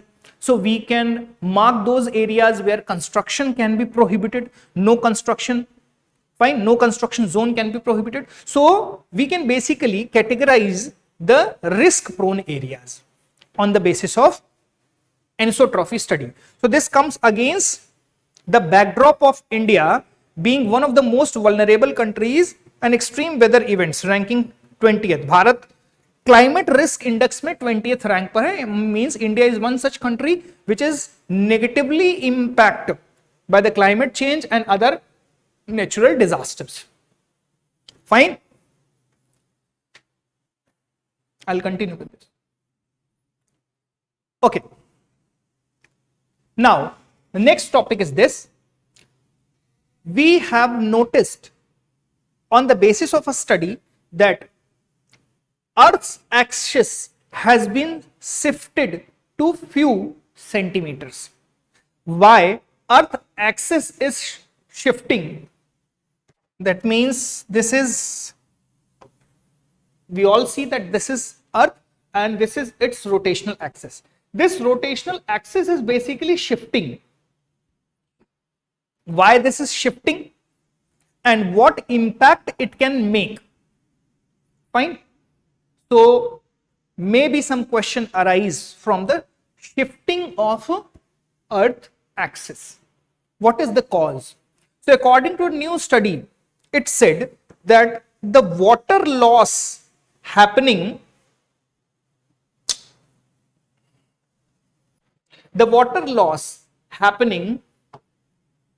in the land area or in the polar areas like in Antarctica, in Arctic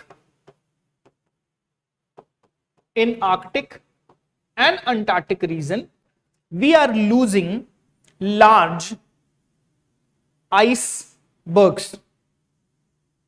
Snow melting is happening. So, loss of water on land is shifting the Earth's axis of rotation. So, this is a very important study. We need to, as a geography student, we need to understand that what can be the impact and what are the causes.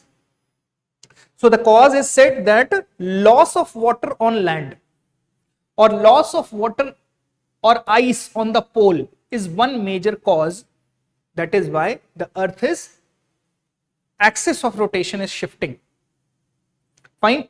Now, here are some evidences also given. Earth's axis of rotation has been rotating faster than the normal.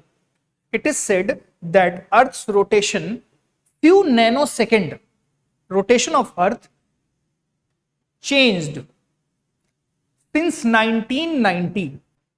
1990 से अभी तक whatever glacier melting happened, due to which rotation of Earth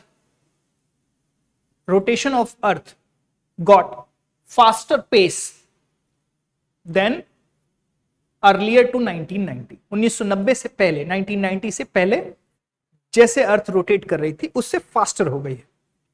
So according to NASA, the spin axis drifted 10 centimeter every year in 20th century. So this is the huge shift of Earth's axis, and this is proven by the NASA. Fine. So it means in a year polar motion exceed 100 meter. That means our pole is not stable in the one region. It is shifting. And as an journal study, we do not see such kind of topic. But when it comes in current affair, this become important from UPSC point of view. What caused the shift? What is the major cause of the shift? So in mid 1990, melting glacier redistributed a large amount of water. Suppose this is a लट्टू. लट्टू को हम rotate करते हैं and it is perfectly rotating on its axis. ये लट्टू का axis है, इस पर रोटेट कर रहा है लट्टू. ठीक है, चलो ये लट्टू का शेप हम ऐसे कर लेते हैं. This is the shape. But if we put some weight here and then we rotate this, will it rotate in the same manner? No, it will incline towards the weight, may incline towards the weight. Fine. So this is what happening. The geostatic balance of the Earth is again rearranged by, I'm using the word rearranged. Fine. Rearranged means the balance is shifting.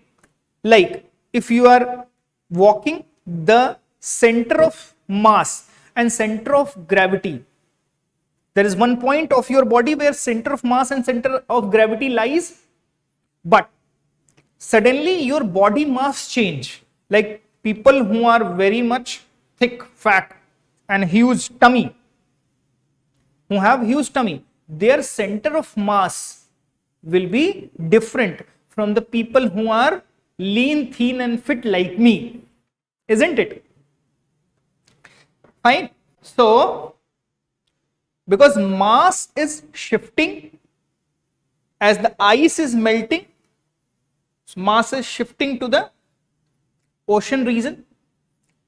That is why the shifting in earth axis is observed. Fine. So it changed the direction of the routine polar wandering under eastward and accelerated it. So it is shifting to the eastward. Normally as the gravitational connect या earth and सन के बीच में जो gravitational connect होता है, that as the connect is changed, fine, gradually earth will also tilt like this.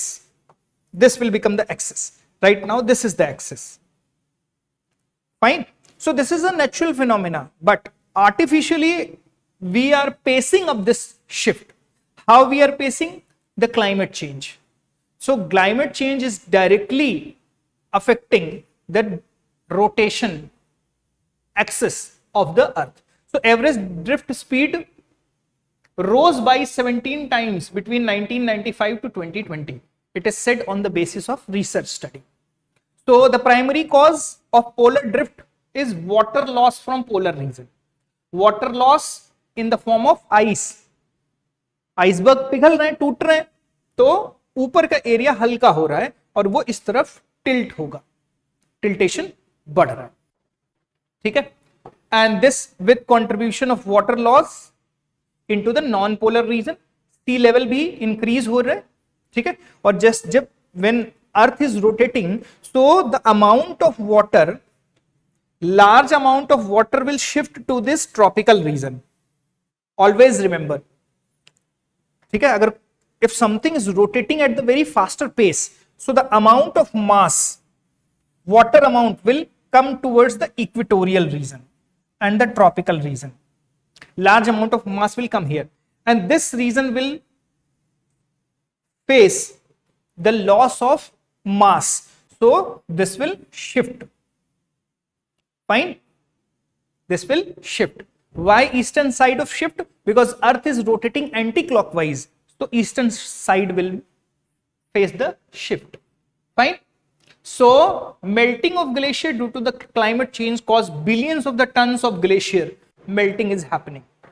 I'll show you one largest glacier of the world in this class also, that is iceberg 76. Rotation of earth and earth tilted axis, we know that earth के tiltation की वजह से ही we see the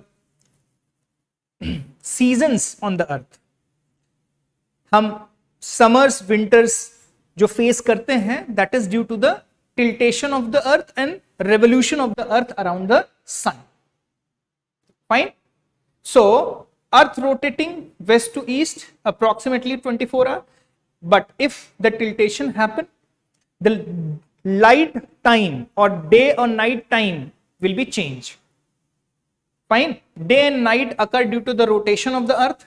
Earth axis of rotation is not straight up and down like x. जैसे अर्थ अगर हम देखें तो अर्थ का rotation it should be like this. This is the axis and earth should, but it is not like that. Earth is tilted and it is rotating like this. So this tiltation is shifting. Fine. So the earth rotational axis makes the angle of 23.5 degrees. So this is 23.5 degrees. Fine. So if this is Earth plane, Earth orbital plane, this is 66.5 degree. This is 66.5 degree. This is 23.5 degree. Fine. So gradually, if this changes, the time of season will change. The time of day and night will change. Fine. So UPSC may ask observation based question onto this.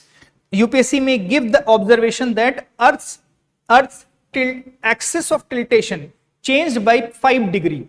What incident and what may cause?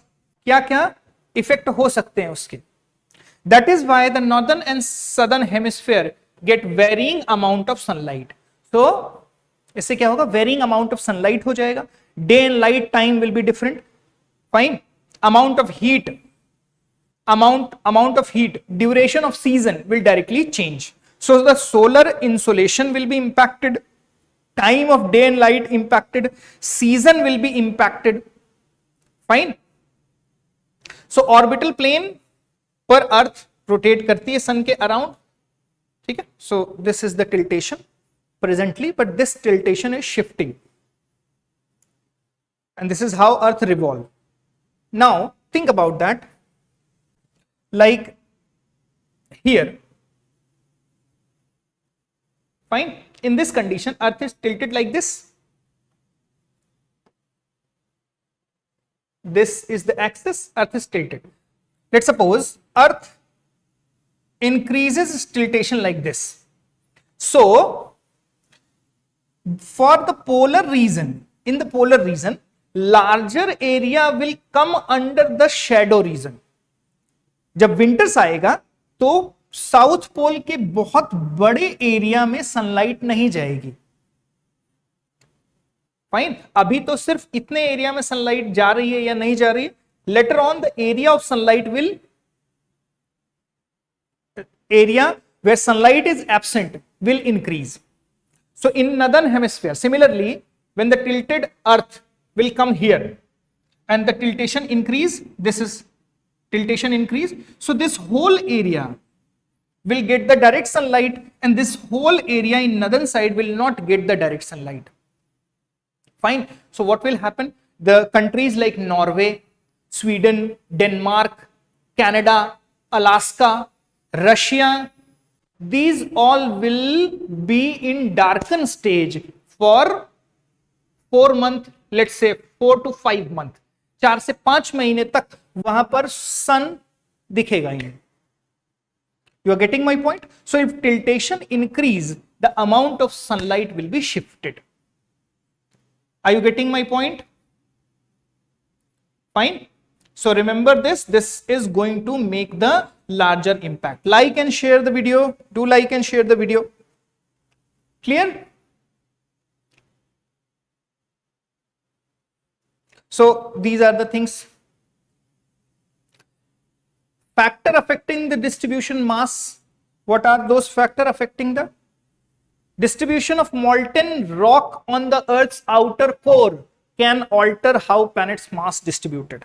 One more thing, remember that interior of the Earth will also be affected by the tiltation.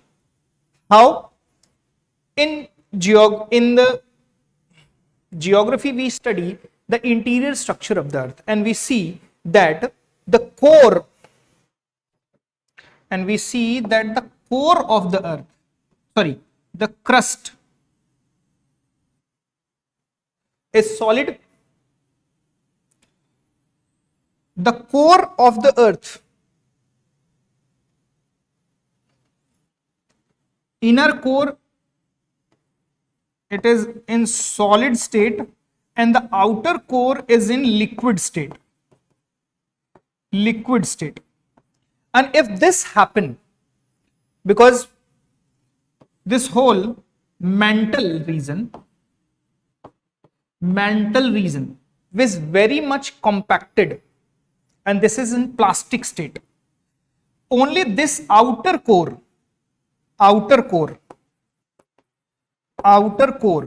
which is very much responsible for Earth magnetic field.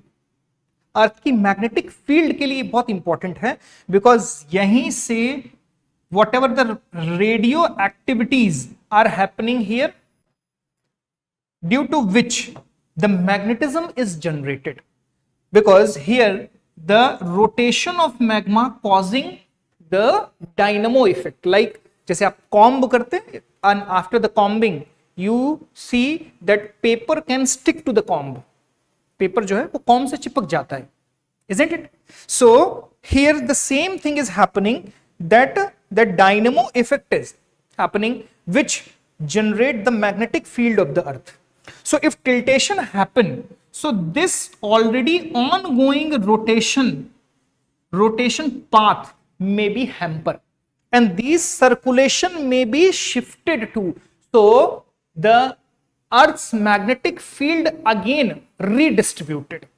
So not only the climatic impact or the impact of solar insolation happen, the impact from earth's outer core may cause redistribution of earth's magnetic field. So northern magnetic pole and southern magnetic pole also shift to the different direction.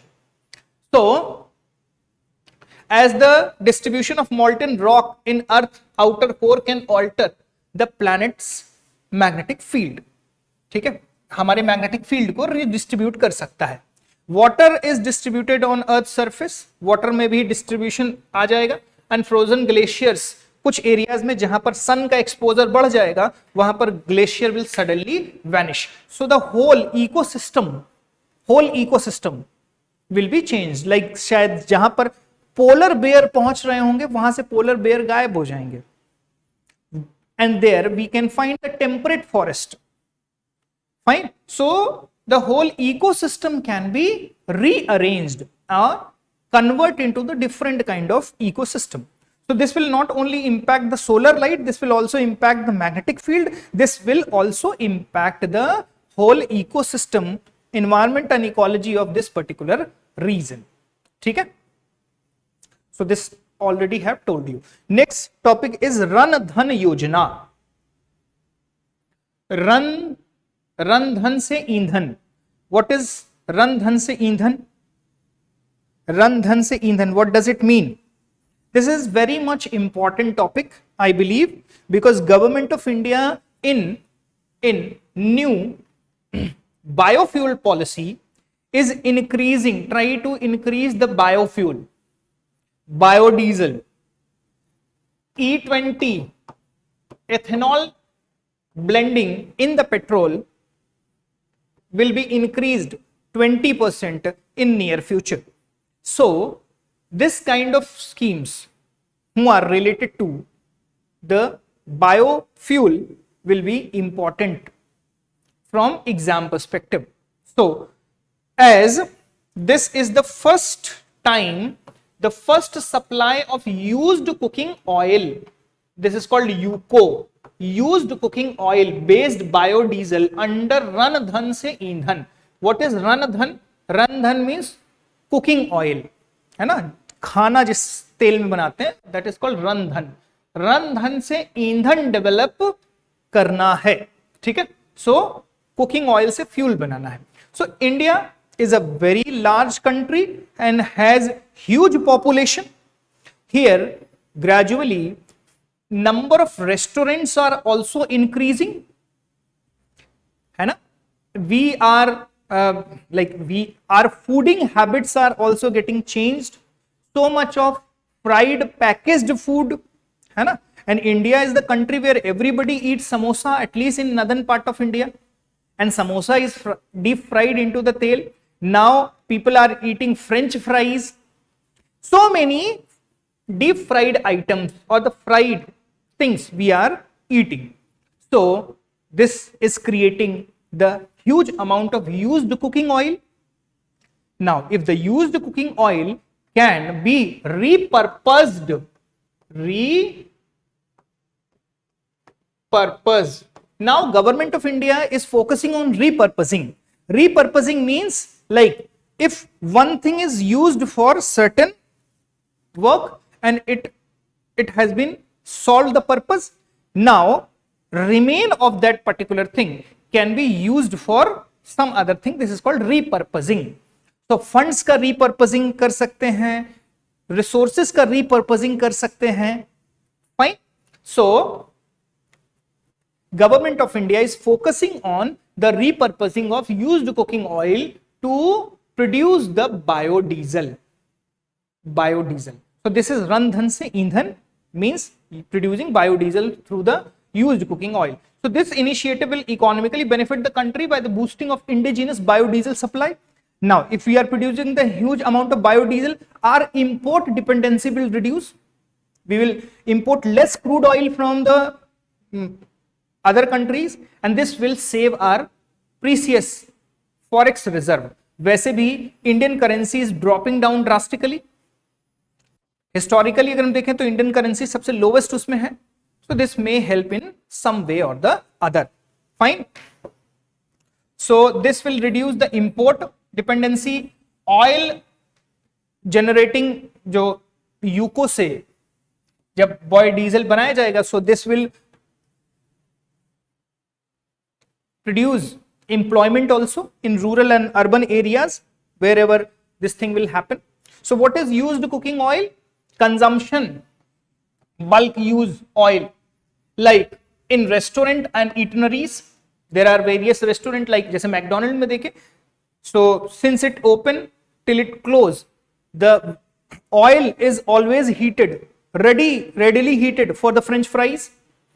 So huge amount of oil, eatable oil are being used in restaurant and eateries, ready to eat food, canteens. इन सब जगहों पर the used cooking oil is being produced. So how to know oil is suitable for consumption or not? So if oil start giving the blue gray smoke, it means this oil has become dark and murky. If the oil turn into the dark and murky, that means oil is not usable for cooking purpose. So what you will do, you will throw the oil in the sewers, है ना. उस oil का और दूसरा कोई use तो है नहीं. So we directly throw this oil, flow this oil to the sewage, and there this oil clog the sewage pipes. So municipal waste में सबसे खतरनाक कुछ है तो वो यूज्ड कुकिंग ऑयल है, which is are being drained to the sewage pipes. So now this is going to be repurposed. What is the harmful effect of UCO, used cooking oil के harmful effect क्या है? It is ideal that you use the cooking oil only once. You heat it up, you use for frying purpose, and then the oil, then if you put that oil for the next day and then again you heat it up, then it will be not good for your health. How? Because total polar compound will be generated. I'll explain what is the total polar compound. So this has harmful impact on the health. So repeated use of frying oil leads to the total polar compound. What is the total polar compound?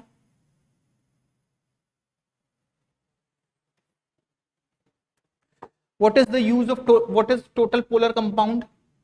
I'll tell you later on.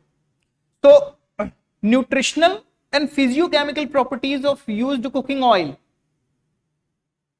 affected negatively once it is heated again and again. It increased trans fat. UPSC also already have asked question from trans fat. Fine. So regular consumption has serious consequences like heart attack, liver diseases, and the various other diseases.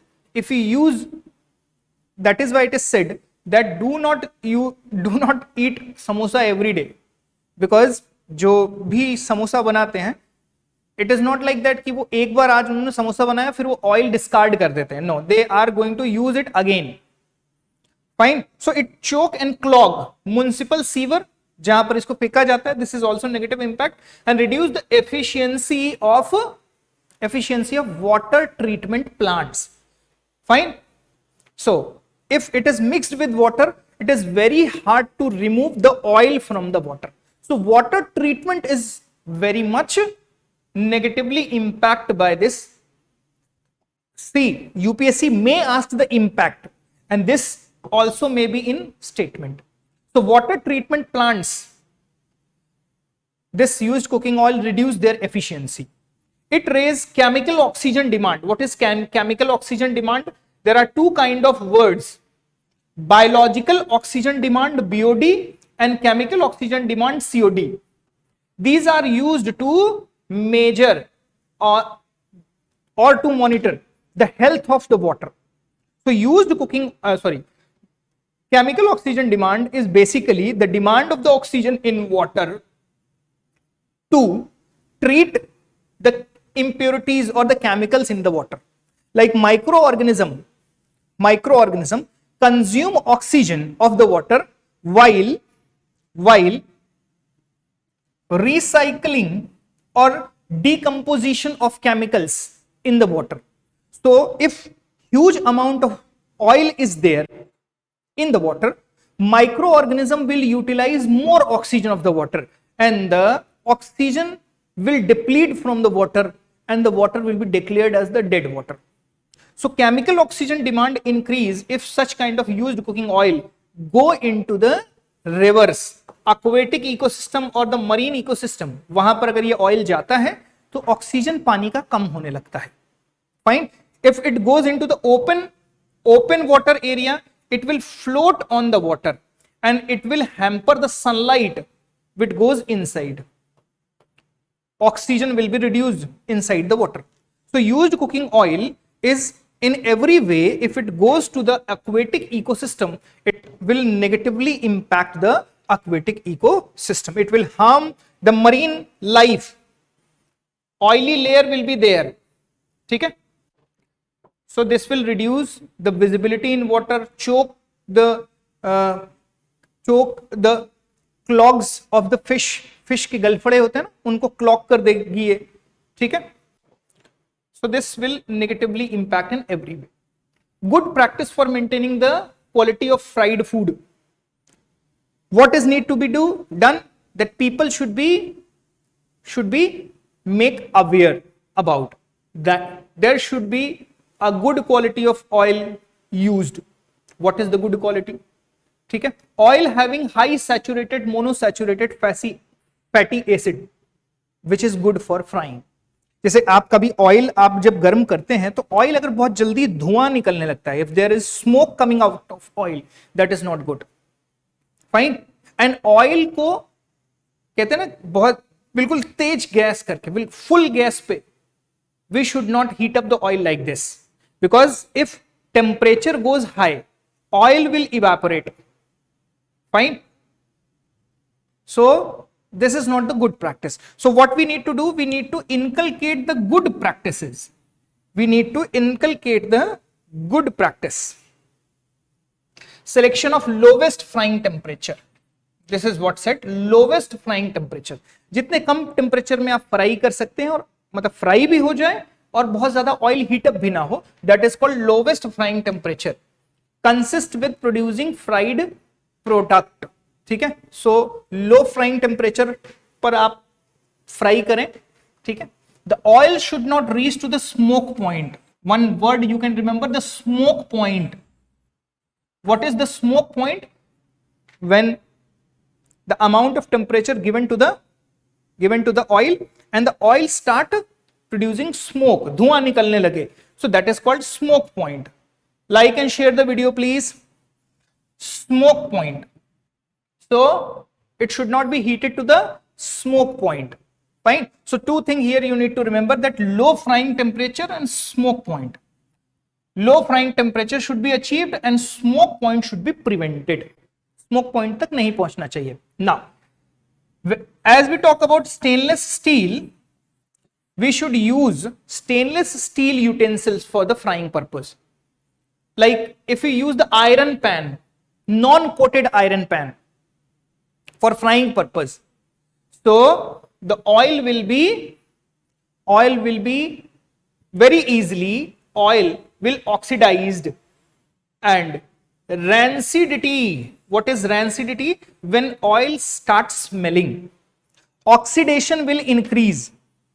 Oxidation will increase if we fry something on iron pan which is non-coated, which is not coated with Teflon. Non-coated iron pan, iron will react with oil very easily and rancidity will start. Means adding of oxygen will जो atmosphere में जो oxygen है वो add on होने लगेगी. ठीक है, add on होने लगेगी किसके साथ में? ऑयल के साथ. तो इंडिया में क्या स्टेप लिए गए हैं? What are the steps has been taken in India? The government has set up maximum permissible limit for total polar compound. Now let us first understand what is total polar compound. Total polar compound. तो जब हम oil को fry करते हैं, during frying oil undergoes degradation due to their exposure to the elevated temperature. Temperature बढ़ने से oil degrade होता है. ठीक है, and this is natural thing. Oil is heated, this will degrade. Similarly, if you heat up the water also, the amount of oxygen in water will reduce. This is also degradation of water. Similarly, oil also will be degraded, which result in the formation of polar compound. So this oil will react with oxygen and hydrogen. Hydrogen bond will break up and oxygen will be added. This process is called total polar compound. Fine.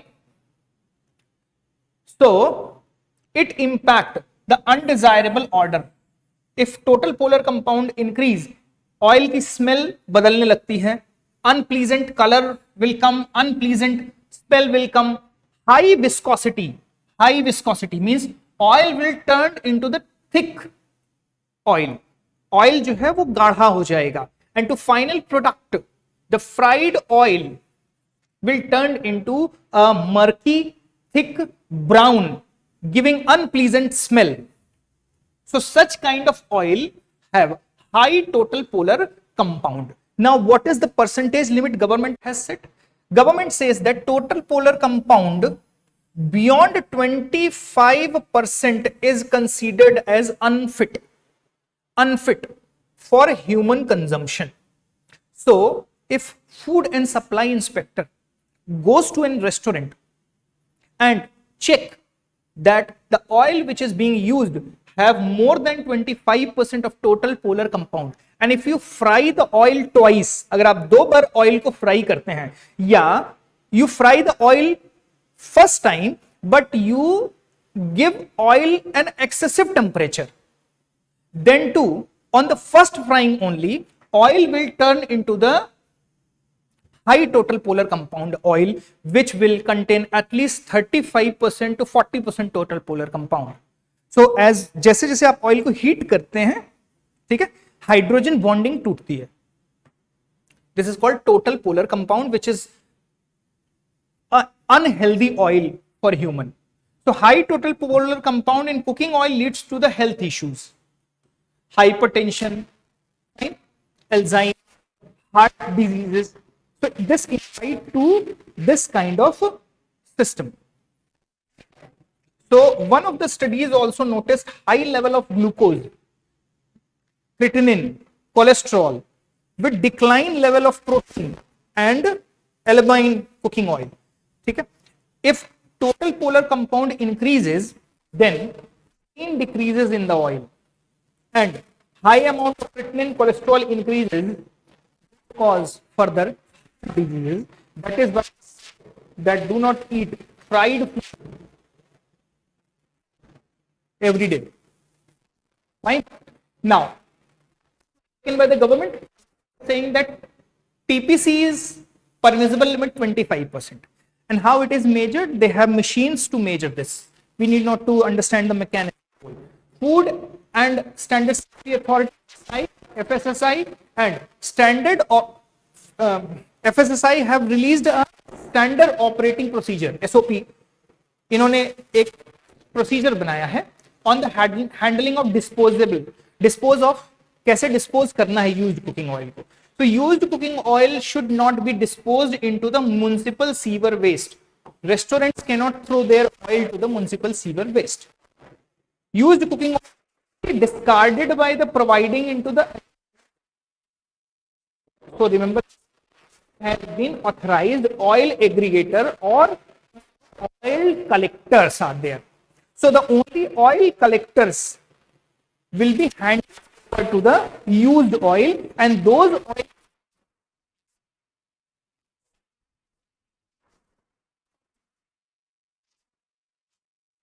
plants where this is turning up as in biodiesel. So FSSI is doing or appointing the oil collectors या oil authorized oil aggregators.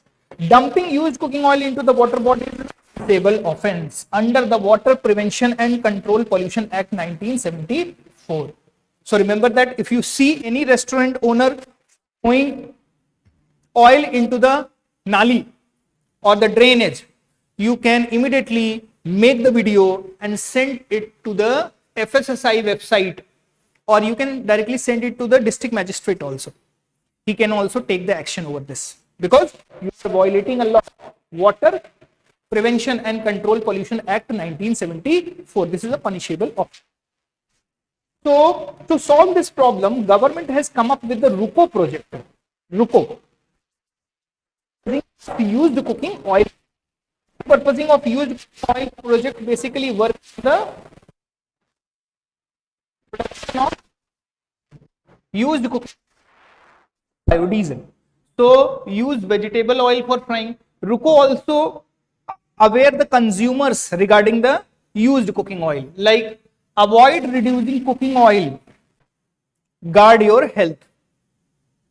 Fine. Used vegetable oil for frying, ideally use cooking oil only once for frying. ठीक है, ये steps बताए गए हैं, and once you can use, maximum twice you can use. Used frying oil can be filtered and reused once for making curries. ठीक है, एक से दोबारा बार फिल्टर करके करना चाहिए. Like if you are frying the pakora और उसमें कोई पकौड़ा बनाते समय some कुछ टुकड़े उसके उसमें रह जाएंगे, तो keep on removing those stuff. ठीक है. Consume used frying oil with 2 days, with in 2 days. एक बार गर्म हुआ, दोबारा उसको 2 दिन के अंदर ही खत्म कर देना है. Fry at the lowest frying temperature, oil should not given off smoke. ठीक है. So use it until it is given. While frying remove food particles, fry में फूड पार्टिकल्स रिमूव करते रहे. ठीक है, कि वो ब्लैक होता रहे उसमें, तो remove the food particles. Use of fryer utensil, like you must have seen in McDonald's that वो एक fryer छन्नी वाला जाली वाला लेते हैं, and those frying utensils are used for the deep frying. ठीक है, उसको बाहर निकालते रहते हैं वो बार बार. ठीक है. So used such kind of utensil and avoid iron pan. Iron pan frying के लिए avoid करना है आपको. ठीक है. Now RUCO project is basically run by the FSSI and Biodiesel Association of India. So FSSI and BDAI, Biodiesel, फसाई and बिदाई. ठीक है, याद कर सकते हैं ऐसे, पहले फसाई फिर बिदाई. तो FSSI and Biodiesel Association of India is basically running this RUCO project. ठीक है. RUCO मतलब रुको, मत यूज करो. ठीक है. So it aims to convert vegetable oil, animal fat and restaurant grease into the biodiesel. ठीक है. So it will help in reducing India's oil import bill, prevent adulteration, new cooking oil with health issues भी improve होंगे इसकी वजह से. तो this have a holistic impact over Indian consumer. Fine. So it provides for a RUCO label indicating, so whosoever is doing so, जो भी restaurant ऐसा करेगा, that will be given the RUCO level. They are not using the oil more than one time. So this will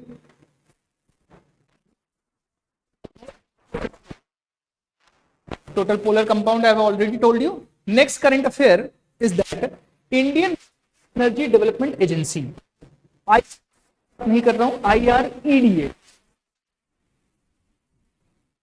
is Insurance Regulatory and Development Authority. Here, Indian Renewable Energy Development Authority. Why it is in news?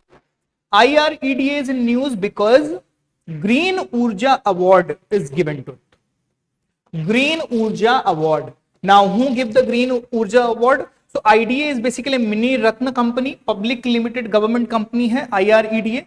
IREDA was basically built up or established to enhance and encourage renewable energy production.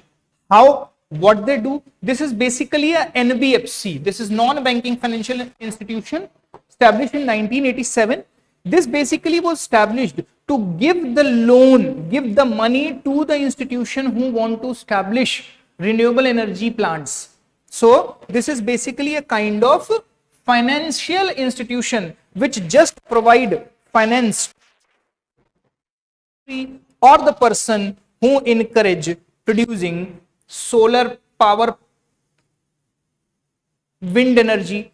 So they basically give financial assistance for setting up the relating to the new and renewable.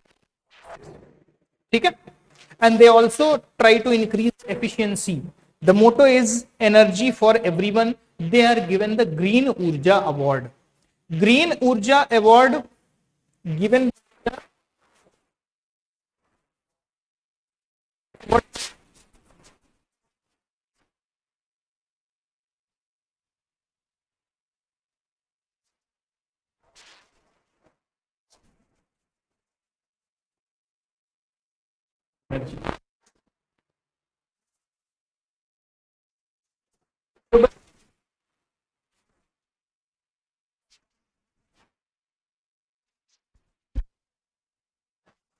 what is the Indian symbol of launch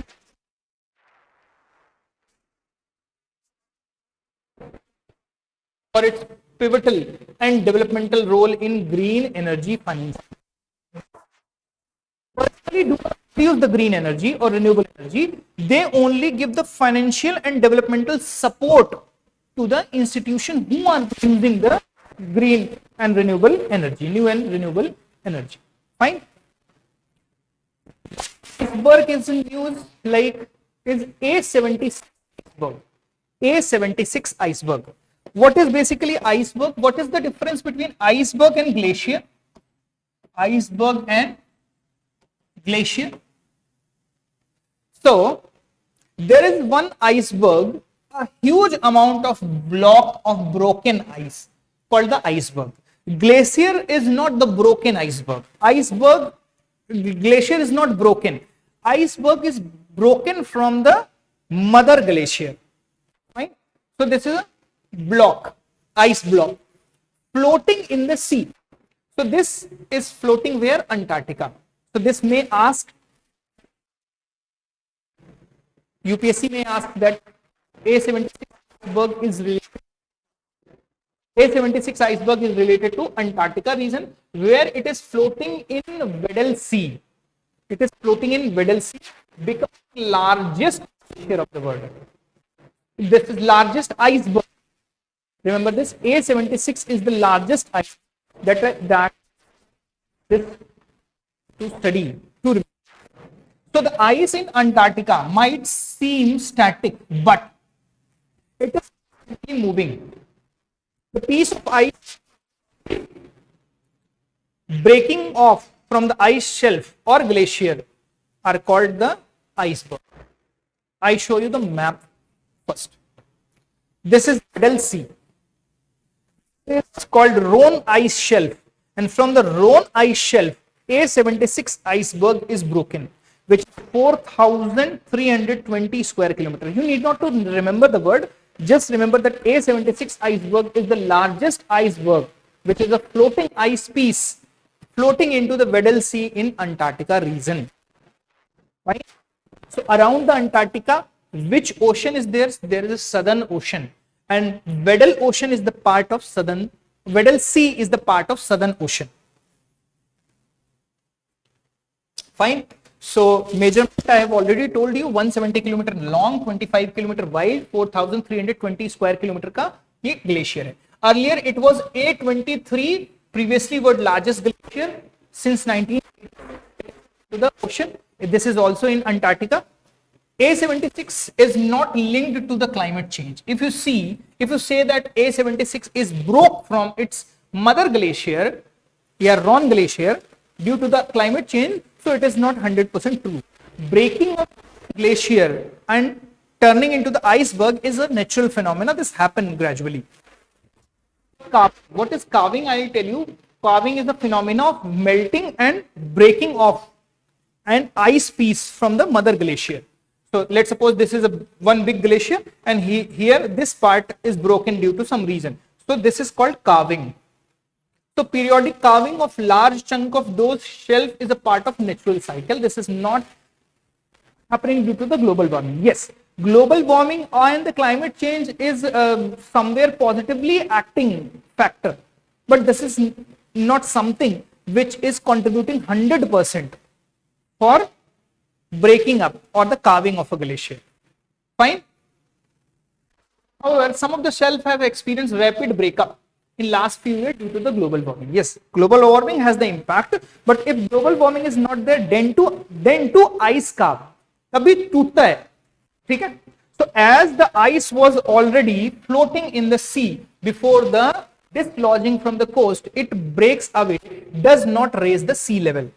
Remember one thing, if such iceberg, let me show you the map, let me show you the picture first.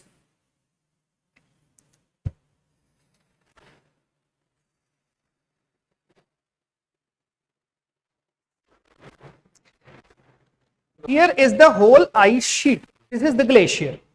Fine. And from here it is ocean.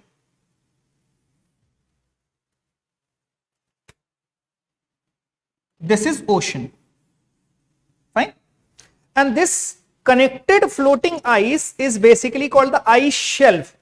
So gradually, due to the effect of water, due to the effect of the ocean current, this floating ice shelf will break up.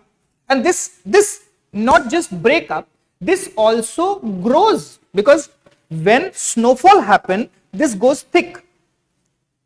Then gradually this will gain huge mass that water cannot sustain the pressure of floating ice. So gradually this break up and turn into the floating ice, which is called iceberg. So this basically called snow line, from where ocean end and land start, and this is called ice shelf, floating ice shelf. Fine. So generally glaciers are broken from the ice shelf reason that they are already floating into the ocean. So if glacier breaks up, it doesn't significantly increase the water level of the ocean. It will remain same. Yes, little bit impact we can see, but that is almost negligible. Okay, remember this. Okay, if floating ice shelf break into the iceberg, this will not make larger impact in increasing the sea level. Okay. Now, what is iceberg? Iceberg is piece of ice that form on the land, floating in an ocean or lake. Chunk of ice greater. Now remember, there is a definition which says that if any ice piece greater than 5 meter, if it is greater than the 5 meter or 5 square meter, fine. So this is called the iceberg. Less than 5 square, this is not fine. 90% of the mass of the iceberg is below the ocean. जितना भी बड़ा iceberg होता है, ocean के ऊपर उसकी tip दिखती है, but 90% below the ocean. It is floating below the ocean. So it is already in ocean. It's not going to increase the sea level. Iceberg can have many colors. Iceberg में कई, generally we see the blue color. Generally we see the blue color icebergs. So blue icebergs are formed from the basal ice. What is the basal ice? When snowfall happens, fine, like snowfall, snowflakes are dropping down, it will be dropped and stored into the layers. Like आज हुई snowfall 2 घंटे and it stopped, then again tomorrow snowfall happen, then it will gradually layered by layered up. Then the basement side ice will be called the basal ice. This is called the basal ice, which is a compacted one, and this compacted ice look blue color. So whenever blue color iceberg, remember this is the basal iceberg. Basal ice from the glacier. This is a compressed one. The upper part which is not the compressed will melt very soon, and only the blue part will remain, which is the solid part. So glaciers keep on increasing. When snowfall happen, glacier augment, glacier size of the glacier increase. When there is no snowfall in summertime, glacier squeeze, decrease the size.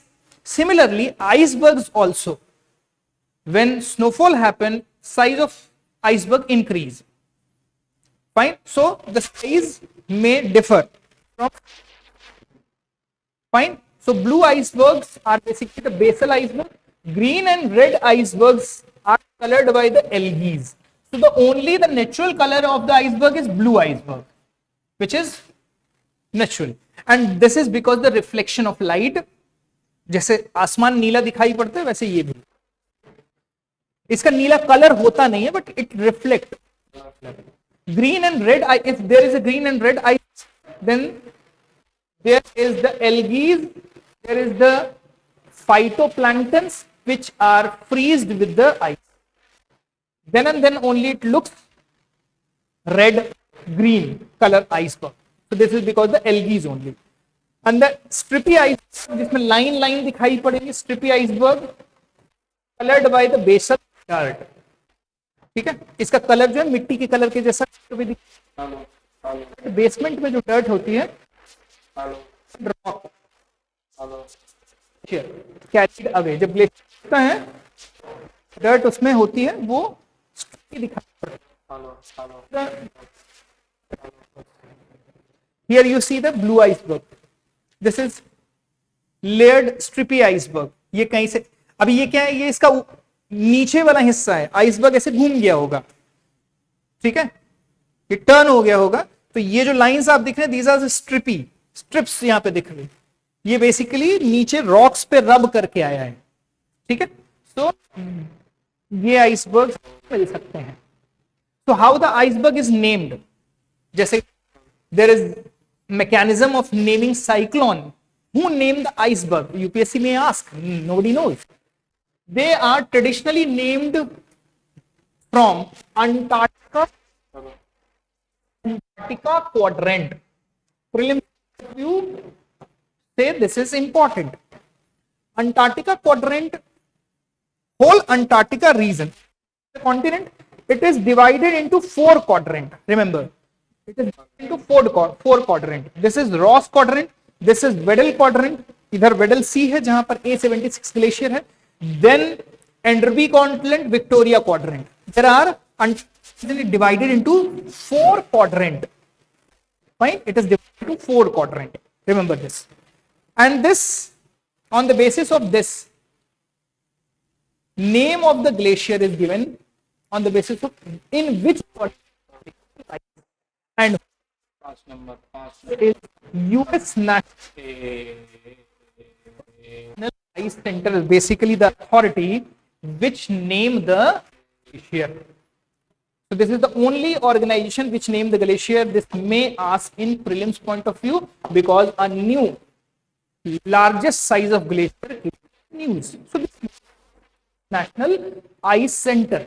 The US is the country name the glacier. Remember this from prelims point of view. Fine. And in which quadrant? On the basis of quadrant, they are giving the alphabet A, B, और जैसे जैसे उनका production होता है, जैसे जैसे iceberg बनता है, वैसे नंबरिंग की जाती है. So this is US National Center, Ice Center, who give the name to the iceberg. Only in Antarctica. Fine. Why does melting and floating ice doesn't cause the rise sea level? Because it is already there. Sea level rise क्यों नहीं होगा? Because it is all, though it affects the slightly. Because whenever floating ice, which is already in ice shelf, water equal to the mass, it displays the amount of water equal to the mass of the ice. It break down and come into the water. It doesn't make larger impact. Only number 4 होता है. हालांकि in recent study it has been shown that such iceberg, like an iceberg or the fresh water piece होता है, is less salt. This is less dense. So whenever seawater which is highly dense, it is squeezed. But freshwater iceberg is of fresh water because snowfall से बन रहा है iceberg. So this is of fresh water. So this will generate the fresh water. So whenever this iceberg will melt, supply the fresh water, and the fresh water has less density, it will expand the water size. It will expand. So in some study it is said that though this is making, but yes, the fresh water will reduce the density and the amount, the size or the volume of seawater will increase. So this also give its contribution in sea rise. So why the iceberg is the weight? The will take up the slightly larger volume and replace the salt water, as I have already told you. This result into small increase in water level. So, अगर UPSC such iceberg do not make any impact. Remember, any impact in the sea level rise. True or false? False. They make impact in sea level rise. ठीक है? Little impact in sea level rise. So climate change, इसका climate change पर क्या effect होगा?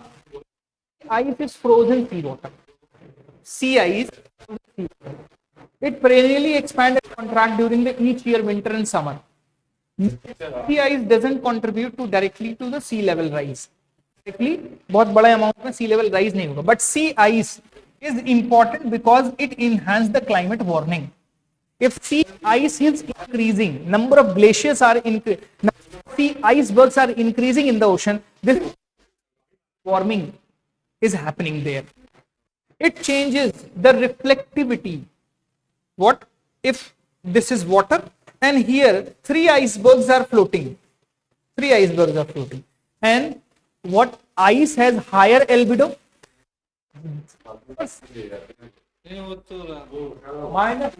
Iceberg 90% will reflect. That means in this area warming of atmosphere will happen. Fine. So it is important component of climate and cryospheric system. In this area ऊपर greenhouse effect बनने लगेगा because sea ice will reflect. Fine. Water पर अगर ऐसे floating iceberg होंगे, so this will reflectivity को change कर देगा and this will impact whole cryogenic system. Difference between iceberg and glacier, this I have already told you. How the iceberg and where they go, like iceberg result of अभी टूट करके निकलते हैं ocean में.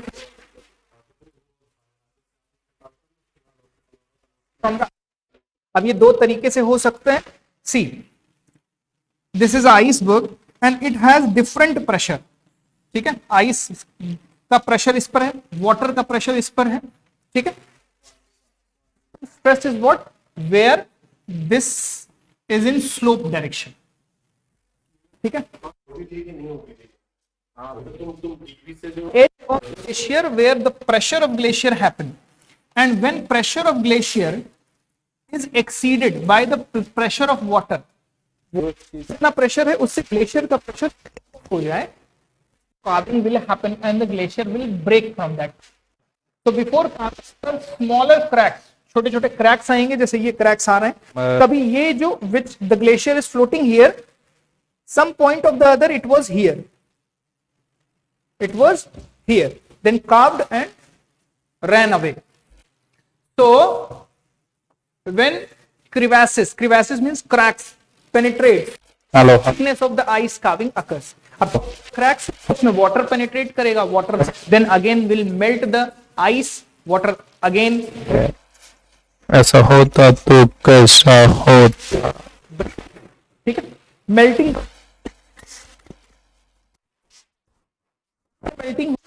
From ऊपर से melting हो, fine. तो water line like here water, अब जैसे यहां पर है, there is a warm current, warm current आ रही है यहां पे, warm current increasing the amount, increasing the temperature, and from here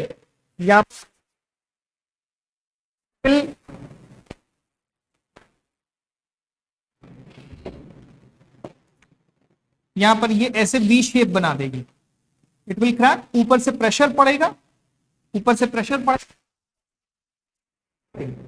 ठीक है, ग्रेजुअली वाटर और काविंग होगी, ये टूट के इधर गिर जाएगा, तो water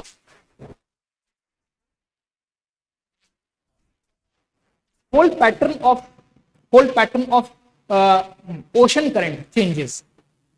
Like in Antarctica, more warm water is going on, so this will increase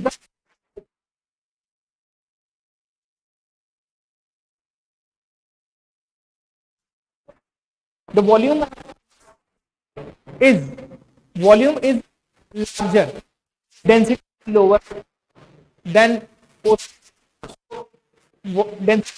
water is high and the density of iceberg is low. That is why iceberg keep on floating 90% below the water, and the amount of few ice.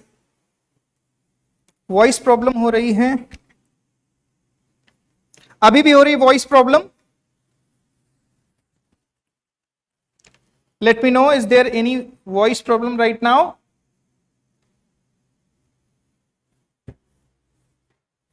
Comment करके बताइए, is there any voice problem?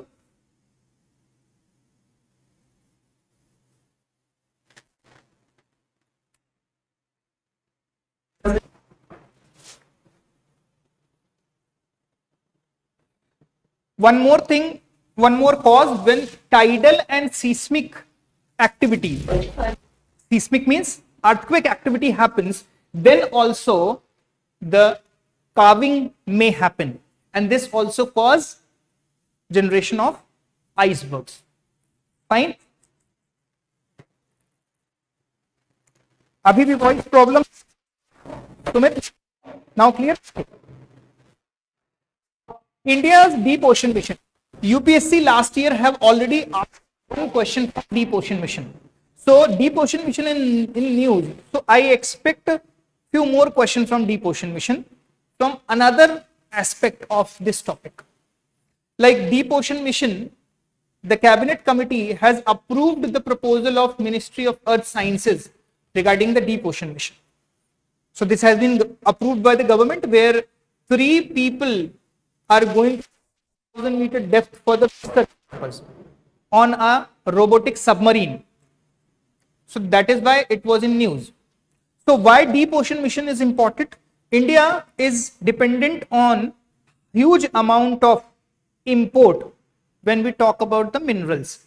So few minerals like manganese, nickel, copper, cobalt, they are found into the ocean basin, ocean abyssal plain areas, ocean deep areas में ये पाए जाते हैं. So इनको हम कहते हैं polymetallic nodule. It's called polymetallic nodule. So the polymetallic nodules को डिस्कवरी बहुत पहले ही हुआ था. पॉलीमेटालिक नोड्यूल को एक्सकवेट करके निकालना है basically. And from last 3 decades we are trying to close this deal, but we are not able to yet, and it will take further more time. So polymetallic nodule are the marine manganese nodule, because manganese is 30%. They are potato shaped balls, potato shape के जैसे होते हैं, और इसमें we have manganese, nickel, copper, cobalt, iron, zirconium and various other metal in smaller amount. Larger amount is manganese, copper, nickel, cobalt and iron. Fine. So these are small potato like balls. So they lie scattered on the ocean basin at the depth of about 6,000 meter. Means ocean floor पर पाए जाते हैं ये. Fine. Size vary हो सकता है. They may be of few millimeter to few centimeters. These metal can be extracted like the metals which is used in batteries. Battery making में use होता है. Cobalt component lithium ion battery में use होता है. Cancer, it is used in equipments which are manufactured for the cancer treatment. Fine. In solar panel. So why polymetallic nodule is important? Because the metal which is extracted from it is used in multiple purpose. Now, which is the authority in India which basically will run this deep ocean mission? So International Seabed Authority, ये question इस बार आया था. International Seabed Authority, which work under a convention which is called United Nations Convention on Law of the Seas, UNCLOS. So International Seabed Authority work under UNCLOS. This is a convention of United Nations.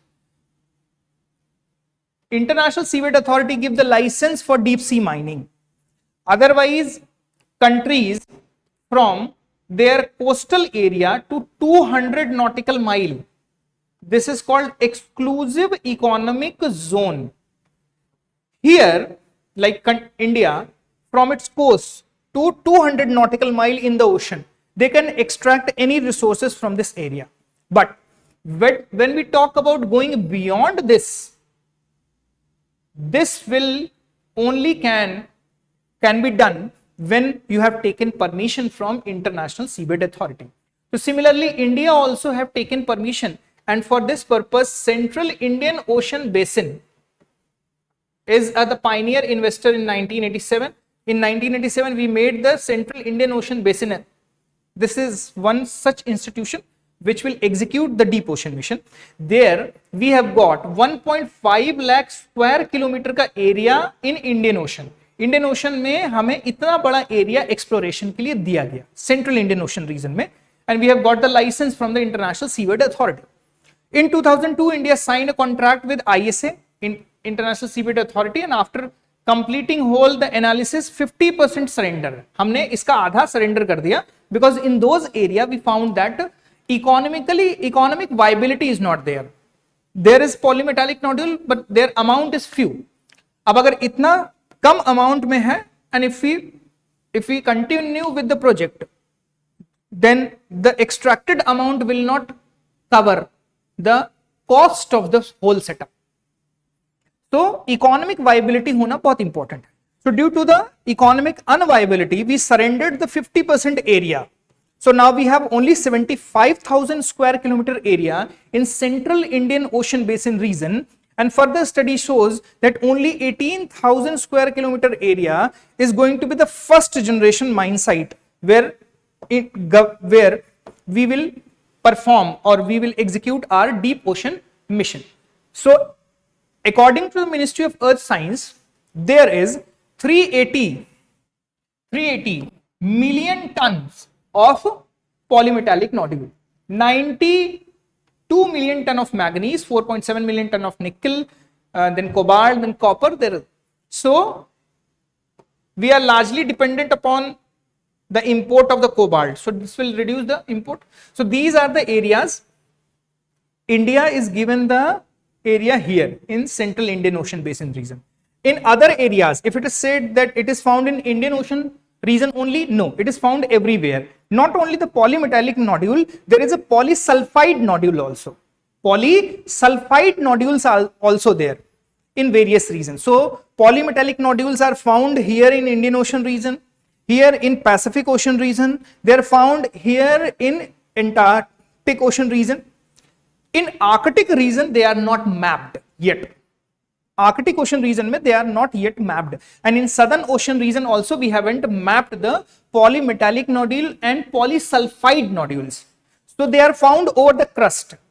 They are found ऊपर crust में ही ये मिल रहे हैं deep ocean region में. Fine. Mining कब start होगा हमको अभी भी नहीं पता है कि माइनिंग कब स्टार्ट होगा, बिकॉज इतने the deep 6,000 metre deep and the huge water pressure, we do not have expertise to work in this extreme kind of condition. So that is why deep ocean mission is yet to be start. We haven't started the deep ocean mission. हालांकि ministry have declared, so like China, France, Germany, Japan, South Korea, Russia, they already have started the deep ocean mission.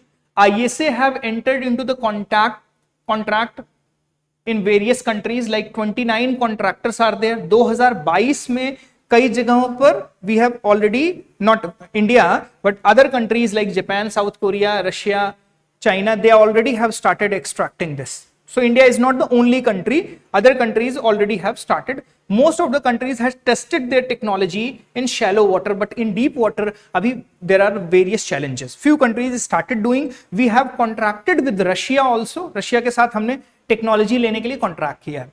इसके challenges बताए जा रहे हैं कि deep water this will negatively impact the ecology of deep water area. वहां पर जो animals हैं हमको पता नहीं है what kind of marine organisms are there and they will be negatively impacted.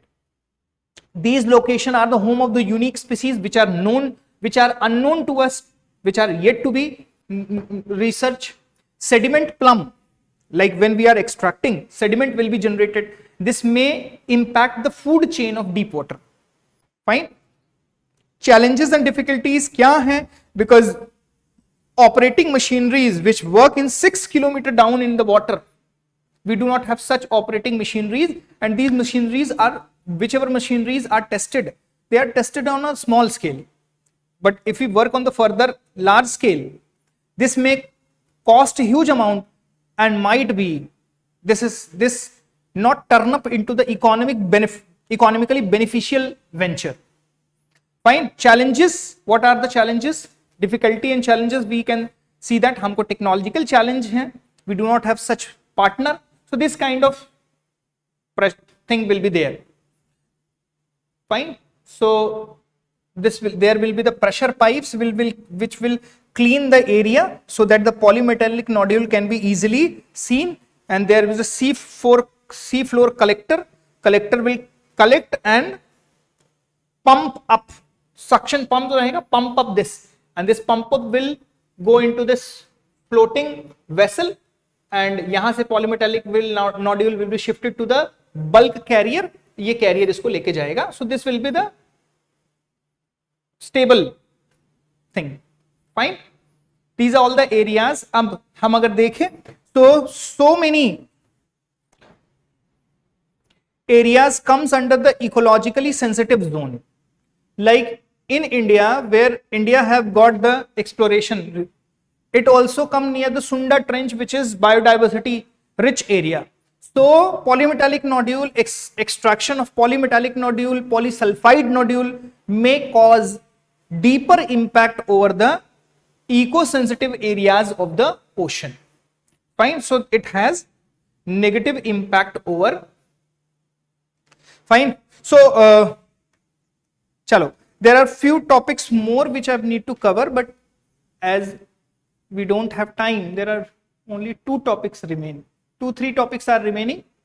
I'll cover them tomorrow, and I think within 2-3 days we will end up this geographical current affair part. Then we will continuously cover up the environmental current affair and agricultural current affair.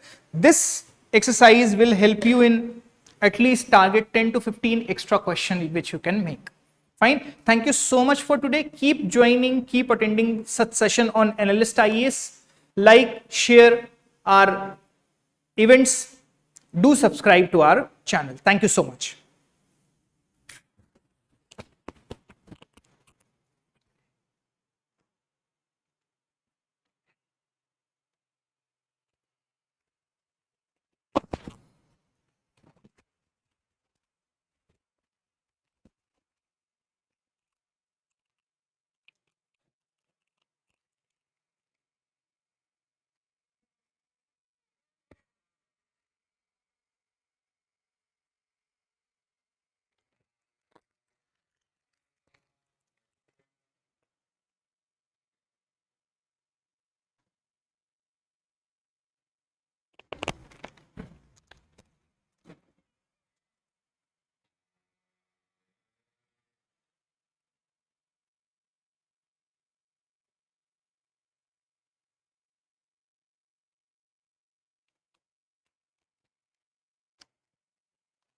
Hello.